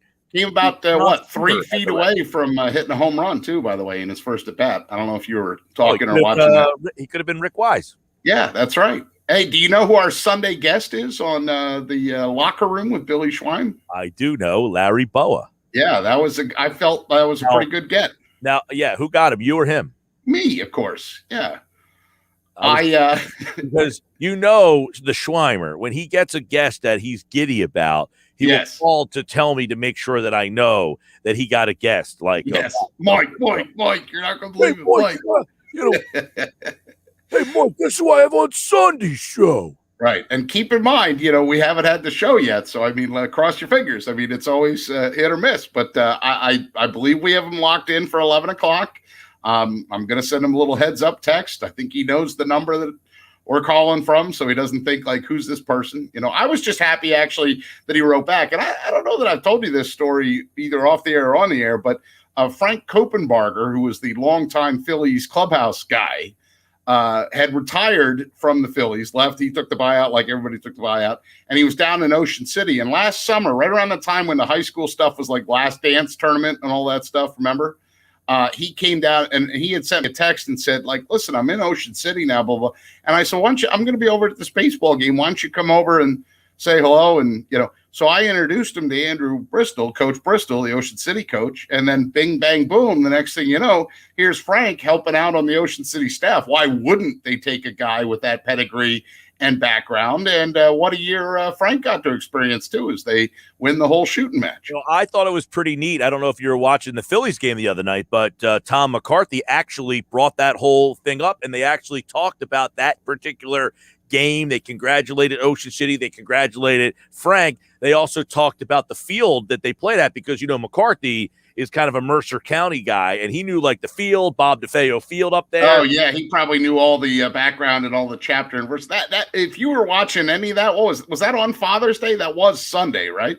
If I'm not mistaken. So didn't you have the U.S. Open going on? You're supposed to be celebrating your father, and then I don't think it was the Father's Day game because that game was on Peacock.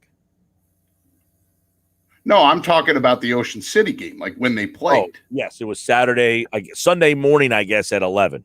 Right, and then it just kept going and going and going in 90-degree heat. I mean, a 14-inning game at any level. I told you, I said, hey, I'm watching the Ocean City game, and you said, oh, I forgot about that. Yeah, I was very thankful that you got me to turn that on before it was over. So that was a very good timing by you. You told me about it. I turned it on. They won. Perfect. Yeah, I can't say I sat and watched all 14 innings. Neither can I, but thanks to you, I got to see the conclusion. Yes, exactly. So I drove up to the Sixers game that night. By the way, somebody just got a hit. It wasn't Conforto, but someone just doubled off of Nola. So his 10 strikeouts in a row streak has just been snapped. Whoever Smith is probably. All right, Dwight Smith. And there you go, left fielder. Yeah. So I drove up to the Sixers game that Yeah, night. that was a surprise to me as I heard I didn't know you were going to go up for that. I never heard anything. I mean, not that you have to run all your plans through me, but usually I sort of secondarily find out about these things, and I'm listening like any other fan of the show, and you're like, oh, well, I was there and I was talking to a guy. I'm like, that's the thing, Pete. Gill win. Well, okay, here's the thing. And it's funny you say this. You'll enjoy this. So I decide, we have Paul does a great job. McCormick does a great job covering the team. Okay. Sure. So I allow them to go all season long. I said, you guys go. You guys are the insiders. You guys know, who you're talking to. You know your sources, yada, yada. You go. I used to go a lot. Okay. Because we typically get 2 passes to go. Well, this year we added a second insider. We had Paul and we added Kevin as a contributor. Good. So I let those 2 guys go. And so you remember the time when I kept busting your stones that you never picked up my game pass for the Phillies. I do remember that. Yes. And I had to go and tell the guy that I never picked up my season pass in August. Well, I went to the Sixers game Sunday to get your season pass for the first time ever. I didn't realize that they credentialed me for the season. They gave me a season pass because I go so often that they just gave me one anyway. Right. So I walked up. I went through the metal detectors or whatever, thinking I have a pass. I said, hey, Mike Gill. And the guy says, oh, your season pass is over here. I was like, I had a season pass this whole time, but they were very limited with COVID this year. They were only letting one of our guys in per game. Oh, okay. All right. For the playoffs, they opened it up. You know where we sat, by the way? Where? Nice club box. Ooh. One of those double wide club boxes. Sure. That's fine. It was it had the bar in the middle. And right. The bathroom. I mean, there wasn't like a bartender available, right? You're working. Oh, but they had soft drinks and food, out there. Set up. Okay. Yeah, so it was a good, because you didn't have to go downstairs. You could do Sure. The same level that you and I saw the chili peppers on too, by the way, but that's another story. Recommended that they keep it that way. So yeah, right. Yeah. Anyway, so I went to the game. I can't remember where I started this story.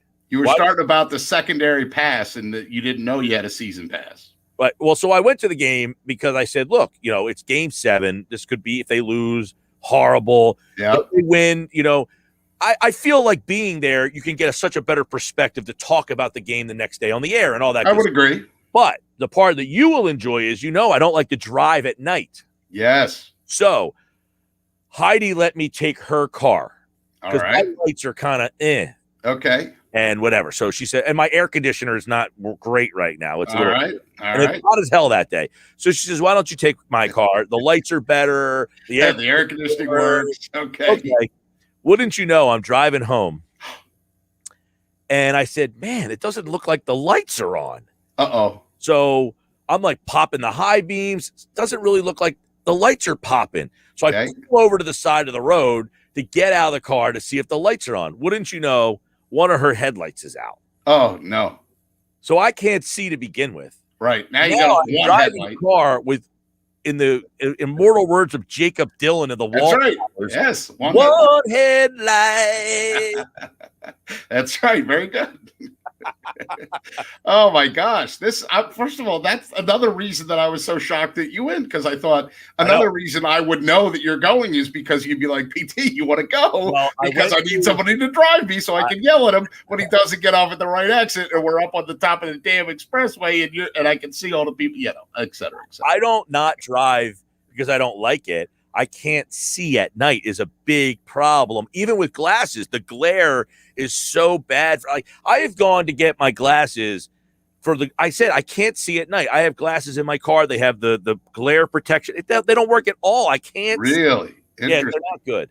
Because, I have glasses now, and I'm supposed to wear them at night when I drive, and I do. But that's the one thing I didn't pay for, that glare protection or whatever, because I was like, just give me the standard. Give me the cheap stuff. Let me ask you a question. Do you think anybody cares about this conversation right now? Well, that's the part it's hard to answer that one, but I'm having a good time. Right. I mean, exactly. I'm having a good time. You're having a good time. This is on your radio right now. Right. It's like we haven't caught up for a while and we're just like having a phone conversation. Actually, we can see each other. But I just thought to myself, this is live happening right now. I wonder if people are like Josh and I were doing the segment earlier, and Josh wasn't a good wingman for this because somehow it came up about riding on the handlebars. Oh, he didn't want to talk about riding on the handlebars. He wanted to hear what happened on this day. And I said, well, hold on a second. The handlebars, didn't you ride on the handlebars of the bike as a kid? sure. I think everybody did. You graduated, there was levels. First, you were the rider. You rode on the handlebars. And then as you got a little older, some other kid that was a little younger hopped up on there and you gave he or she a ride. It's the way it worked. Yeah, that's exactly how it works. So somehow that conversation came up earlier. And the next thing you know, people are texting me nonstop about they rode the handlebars, they rode on the pegs of the bike. And so midway through this conversation, I was wondering, I wonder if people are actually interested in anything that we're saying right now. Well, I'd like to think they are, but, By the way, I like your hat. This is a Wingfoot hat. I have a Torrey Pines hat as well, but I thought I'd go for the color coordination. I got a Wingfoot shirt and a Wingfoot hat. Yeah. So it's last year's open. You know me. I'm always searching the deals. In about a month from now, I'm sure I'll get a nice email from the USGA that says, Torrey Pines merchandise, 50% off. Good. Or I'll wait 2 more months till it's Torrey Pines merchandise 75% off, and then I'll buy it. Yeah, so a couple text messages, by the way. Gentleman says you got to put the high beams on if a light is out. Well, I did that. I said I put the high beam on, but I still didn't notice a difference of illumination in front of me. Yeah, now that's usually the trick if the low beam's out. Okay, this is a legit question I want to ask you. All right.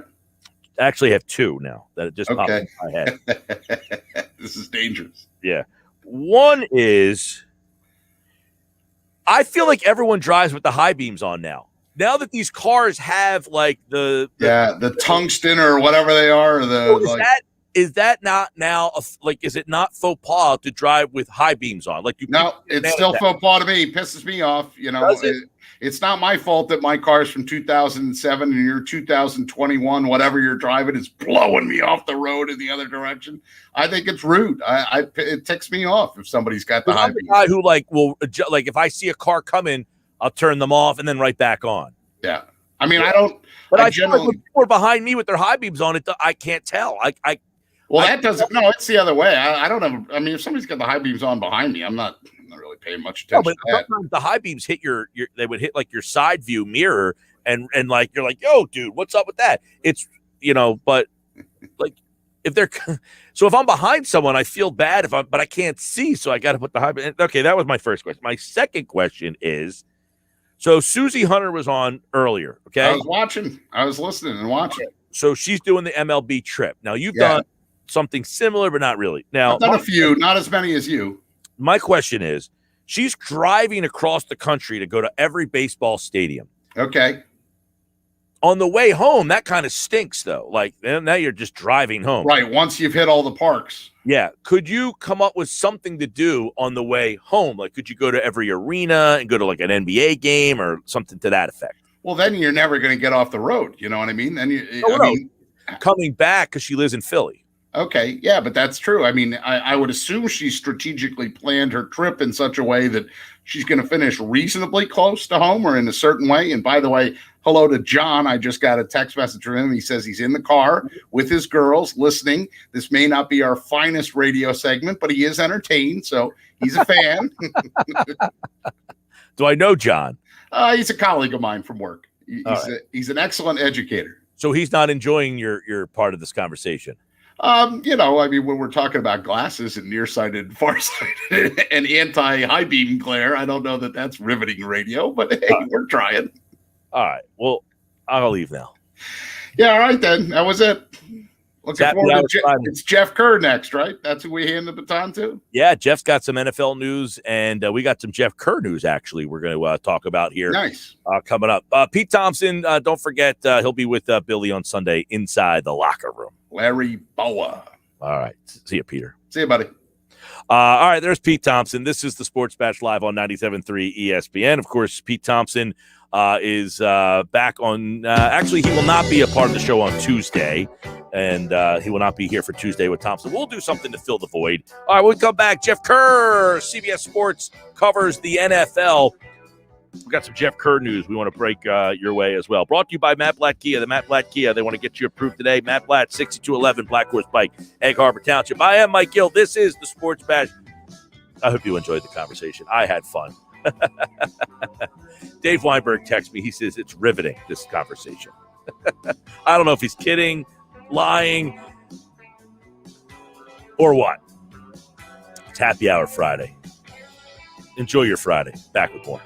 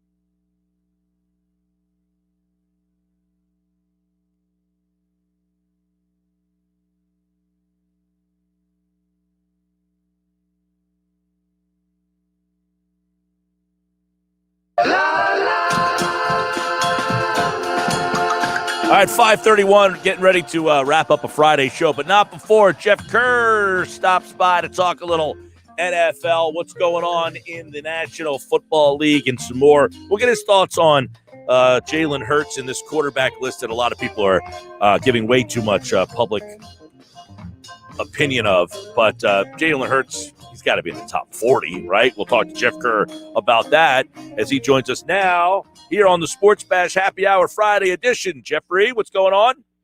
Hey, Mike, by the way, I will not mention that certain quarterback by name because I don't even want to give him more recognition than he already has. That's right. So I would say this.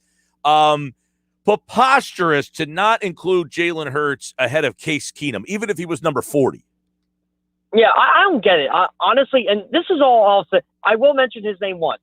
What did Chris Sims ever do to evaluate quarterbacks like he does? Because I swear he acts like Jalen Hurts is like him in his NFL career. I don't get it. How can you be below backup quarterbacks in this league? It's mind-boggling. Yeah, that's an interesting point. Like, what gave him this skill or gift to say that, hey, Mike, I'm the quarterback whisperer. My list is, the be-all, end-all. Not that I think it is, and I think this is what the intention was. Hey, let me do this. Let me put Josh Allen number 2 ahead of Aaron Rodgers so that people will break it down and start discussing it.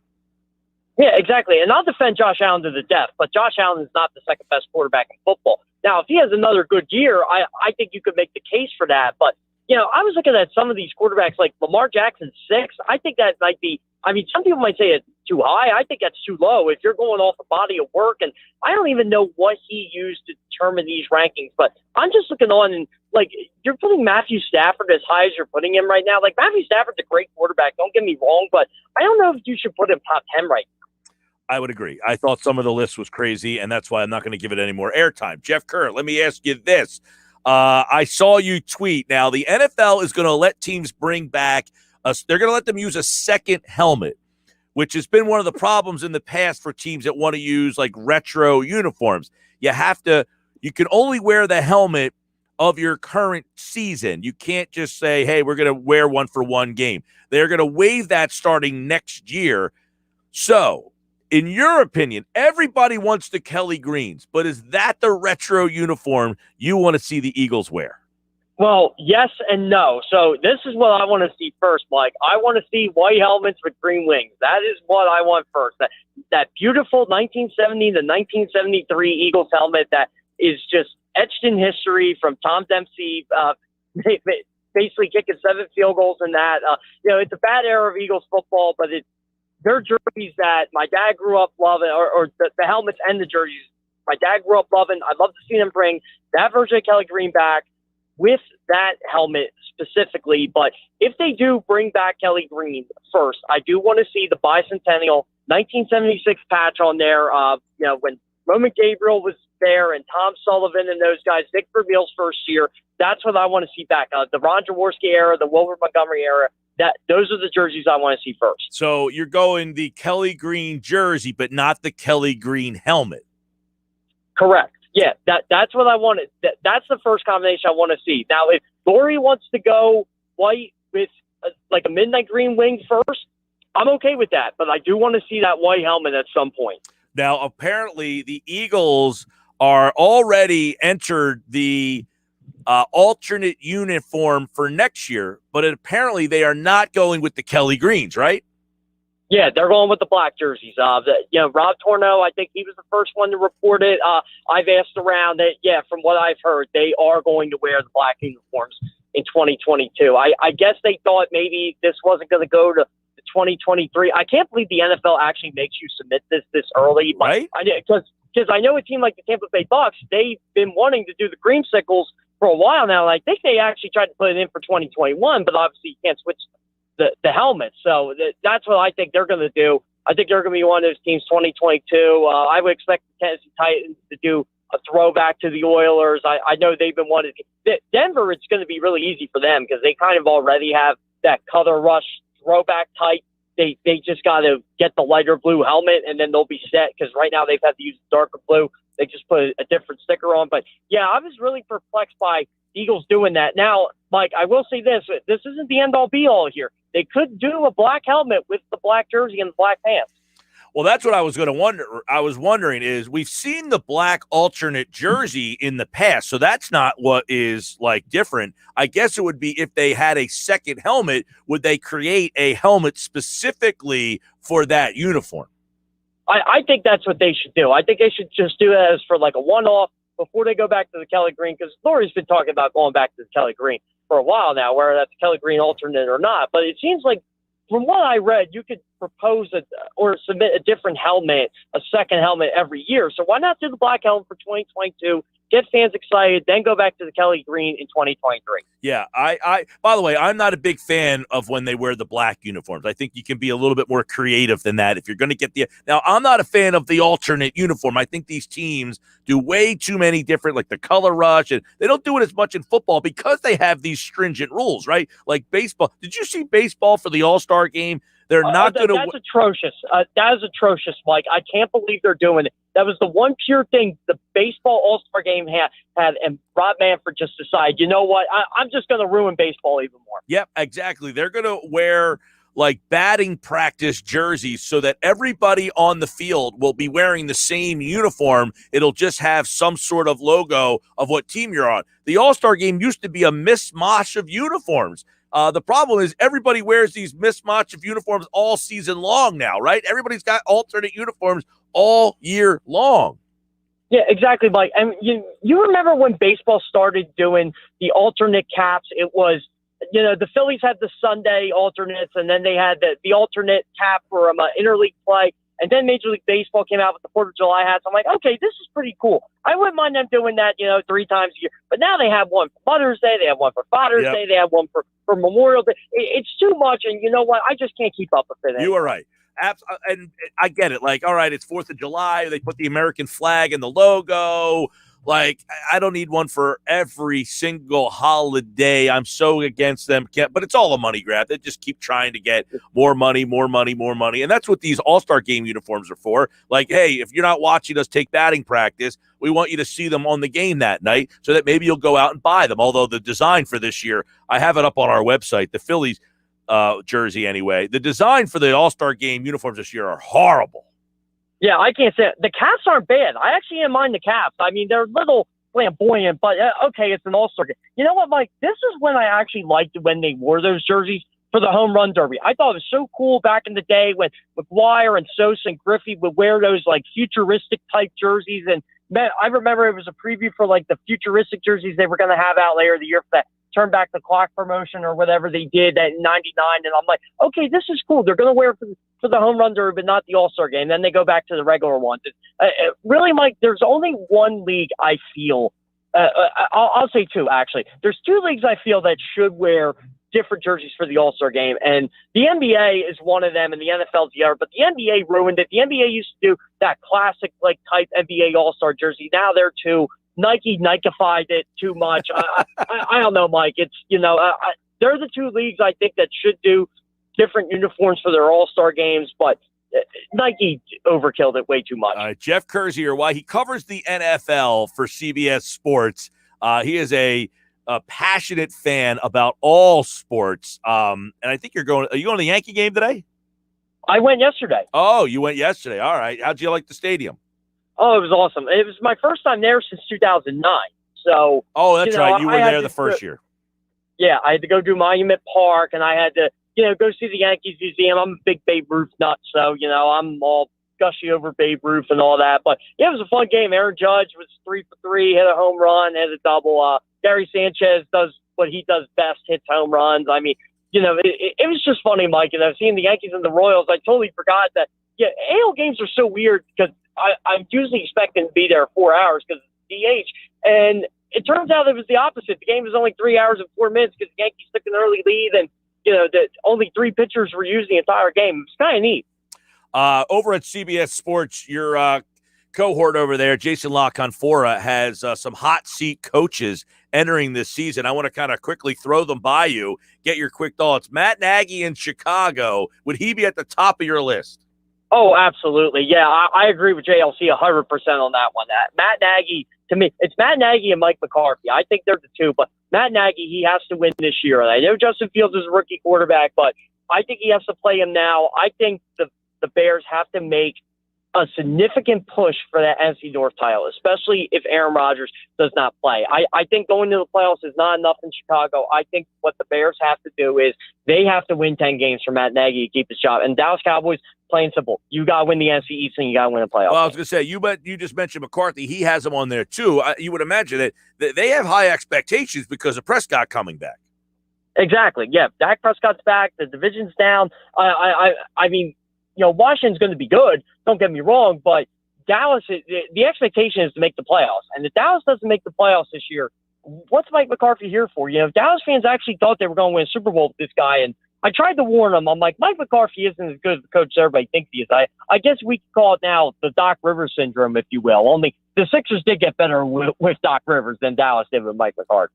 Zach Taylor, you've got he's got him. Now, this one's interesting. Like, I don't know what kind of expectations the Bengals really have. Yeah, I don't either. Like, okay, they have Joe Burrow, they have Jamar Chase, but they don't have an offensive line. Their defense isn't good. I thought Zach Taylor was walking into a Hornets nest when he took the Cincinnati job. And I think he needs more than 3 years, but so is life in the NFL. What is Zach Taylor now? Does he have what? I don't even know if he has 5 career wins as a head coach. He might have 5, he might have 6. I got to look that up. But, yeah, I mean, I guess unless the Bengals go like 8-9 this year, I don't think Zach Taylor keeps his job. All right, Kingsbury's interesting. I mean, this was I thought he would be a flop in the NFL. I guess he's been average. He's been average, yeah. Everybody thought he was going to be terrible. I think the Cardinals have significantly improved since he's gotten there, but Cliff Kingsbury makes some questionable in-game decisions. This comes from a guy who, like, religiously watches the Arizona Cardinals because I've been intrigued by Kingsbury and by Murray. It's just the in-game decisions and the rushing of offense, to me, that's what's really been throwing the Cardinals off. I feel like the Cardinals, if they wouldn't make the playoffs last year, Cliff Kingsbury wouldn't be on the hot seat. But for Arizona, it's simple. Make the playoffs, Cliff Kingsbury keeps his job. CBS Sports, Jeff Kerr. We're looking at CBS Sports coaches on the hot seat. Now, David Culley, I think this is unfair. He's in a dysfunctional situation. I mean, but I guess if it's so bad where you're like 2-15, it sounds so weird to say that, they could say, all right, we hired the wrong guy. I have that team going 1-16 this year, so it's very possible David Culley will not have that job. Now, that's we don't know what's going to happen with Watson, but what's your thought there? Exactly. Yeah. Well, see, this is how I did it when I did the Texans game-by-game record. I assumed Deshaun Watson just wasn't going to play this year or he was going to be traded. All right, Vic Fangio is in Denver, and I guess, this is a team that people like their roster. They just don't like the quarterbacks. Yeah, exactly. It's a weird situation for them. It's I don't know how to explain it with that team. I feel like it's a talented roster. What they can do is, I feel like this is a team that can win 10 games if they get the quarterback situation right. The problem is they just don't have. They have one of the worst quarterbacks in the league right now, and a certain quarterback from Green Bay would be nice. Oh, that's an interesting. Yes, he would be very nice. All right, couple more we'll throw your way. This is from Jason Lockenfora, who works with Jeff Kerr at CBS Sports. They both cover the NFL. Mike Zimmer feels like, all right, your voice is going to get old. Yeah, Mike Zimmer's been there since 2014. I don't want to say he's reached the pinnacle of it with the Minnesota Vikings, but the farthest he's gotten is the NFC Championship, and which is very hard to do. But since then, the Vikings have kind of deteriorated. They surprisingly won a playoff game in the 2019 season when they ended up losing the 49ers. They were a 6 seed. They ended up upsetting the Saints. But you know what, Mike? I think Mike Zimmer, just because their defense was so bad last year, he gets on the hot seat. And Mike Zimmer just may be too expensive, or time has run its course with him. And Mike Zimmer has probably been thinking about retirement too. That might be it. Like, this year just might be Mike Zimmer's last year for his health, for Minnesota's health.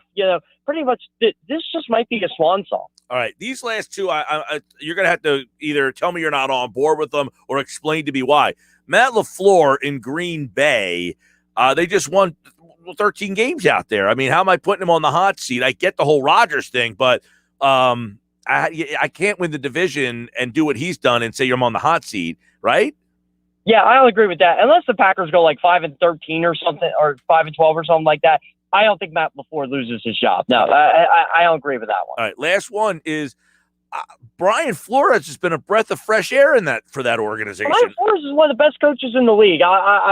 I don't get that. Like, unless Miami has higher expectations than I do, Brian Flores has been a gem for them. I actually think everybody thinks Miami's going to take a step back this year. I'll throw one at you, Mike. I think they're going to overachieve again. I think they're going to win 10 games again. I agree. Oh, I think that team. He has them play really hard. He's starting to get players. They're going to keep adding. They got so many picks. So I see. Look, if Flores was out, I'd love to have him. Not that I'm saying you fire Sirianni and replace him, but I'm saying if they didn't have a coach, I certainly would say, hey, I would love him to be running my organization. So, but Jeff you know Kerr, what, Mike? Yep. But you know what, Mike? That is a coach you fire your coach for. Ooh, that's interesting. I remember when people said that when the Phillies had hired Sandberg, and I think Joe Madden became available, and it was like Sandberg only had coached, I think, for like 1 year or half year. They say, you fire Sandberg to get Madden. And I was like, I agree with that because I thought Sandberg wasn't going to do a very good job. Turned out I was right. All right, Jeff Kerr, CBS Sports. Now, Jeff is going to be covering the Eagles this season for our website for 97.3. He'll be up at the games. He'll be doing the practices, and he'll be on all Eagles season. So you'll be able to read and hear more from Jeff for all the Eagles stuff. So we're looking forward to getting your Eagles coverage and hearing more Eagles stuff from you this season. Yeah, it sounds great, Mike. I can't wait. I just can't wait for the first day of training camp. What we got now? 31 days? I think so. Today's the 25th. We're looking at July 26th or 7th. You would know better than me, but I guess you'll be there. Yeah, July 27th. Can't wait. All right, man. Well, enjoy the rest of your vacation time. Yeah, sounds great. I come back Monday for 3 days, and I go on vacation again, and I'm all football business. What was that? Who was it? Steve? Man, I know the artist of the song, but life's been good to you so far, it sounds like. it has. Going to see a NASCAR race this weekend, I got to enjoy my time off. Wow. Hall of Fame, Yankees game, NASCAR race. That's the kind of vacation I need. All right, Jeff. Take care, man. Sounds great. Thanks, Mike. Joe Walsh, by the way. Life's been good to him so far. All right, Sports Bats Live, 97.3 ESPN. We close out the Happy Hour Friday show next.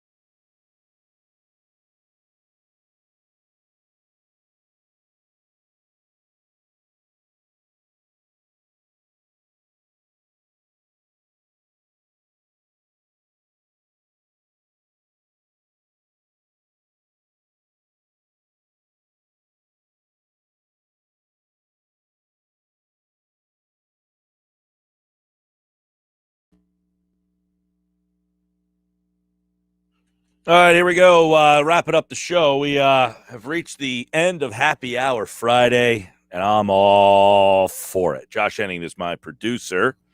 All right, a couple things before we roll out of here. Back in the 4 o'clock hour, we did the Do You Remembers. We missed a bunch of them that were actually interesting. You ready for a couple that I missed? Sure. The NBA draft on this day, 2003, LeBron James was the first pick. Remember who was number Milicic 2? was 2. Can you imagine if they got that right? If they would have gotten Carmelo or Dwayne Wade. Yeah, Carmelo was third. The Raptors got Bosh fourth, and Dwayne Wade went fifth. James Bosh and Wade would win the championship back-to-back together, and they went 1, 4, and 5. You don't forget, that was right before the Detroit Pistons won their rings. Yeah, they were winning championships, and then they lucked into the second pick. Right. So imagine if they would have had either any of those 3 guys who came after that second pick. Crazy. Instead. Now, it's weird because the Heat won back-to-back titles. They had the first pick, the 4th pick, and the 5th pick. I could have sworn someone called me today and said, you don't have to have high picks to win a championship. I'm going to leave my comments about that for tomorrow's radio show. You're gonna remember that tomorrow. Oh, yeah. By the way, the guy called me, Billy Schweim, not mentioning names, and he said, hey, Mike, I looked at the Hawks roster. They don't have any high picks on their team. I said, Billy, they have the 4th, 5th, and 6th picks of the draft on the team. And a 10th pick. I think they have 2 5ths, actually. I think so. And by the way, Reddish was 10, and he's not Reddish playing. was 10. Hunter was 5. Hunter was 4. Hunter was 4. I thought it was 5. Yeah. Gallinari was 5, wasn't he? Gallinari was 6. So who was the 5th one then? Trae Young. Oh, that's right. He was 5. Trae Young 3, was actually. Well, Doncic was 3. Atlanta had 3. Right. They traded with Dallas, who had 5. Now, what was that trade again? What was in that deal? So the Hawks sent them Doncic and a pick. Sorry, the pick went to Atlanta. They used that pick on Hunter. Hunter was drafted by the Lakers, though. I'll have to look that pick back. I double check it. Then, because I thought it was Hunter. But the Atlanta Hawks, by the way, were the worst team in the Eastern Conference. That allowed them to get the 3rd pick in the draft. They drafted Luka Doncic. They swapped Luka for Trae Young. So, yes, the Hawks were the worst team in the East. That's how they got Trae Young. They had other picks, 5. They got Gallinari, who was the 6th. They got Hunter, who was the 4th. And they have a pretty good team right now. No All picks. right, game night next. I'm out of here.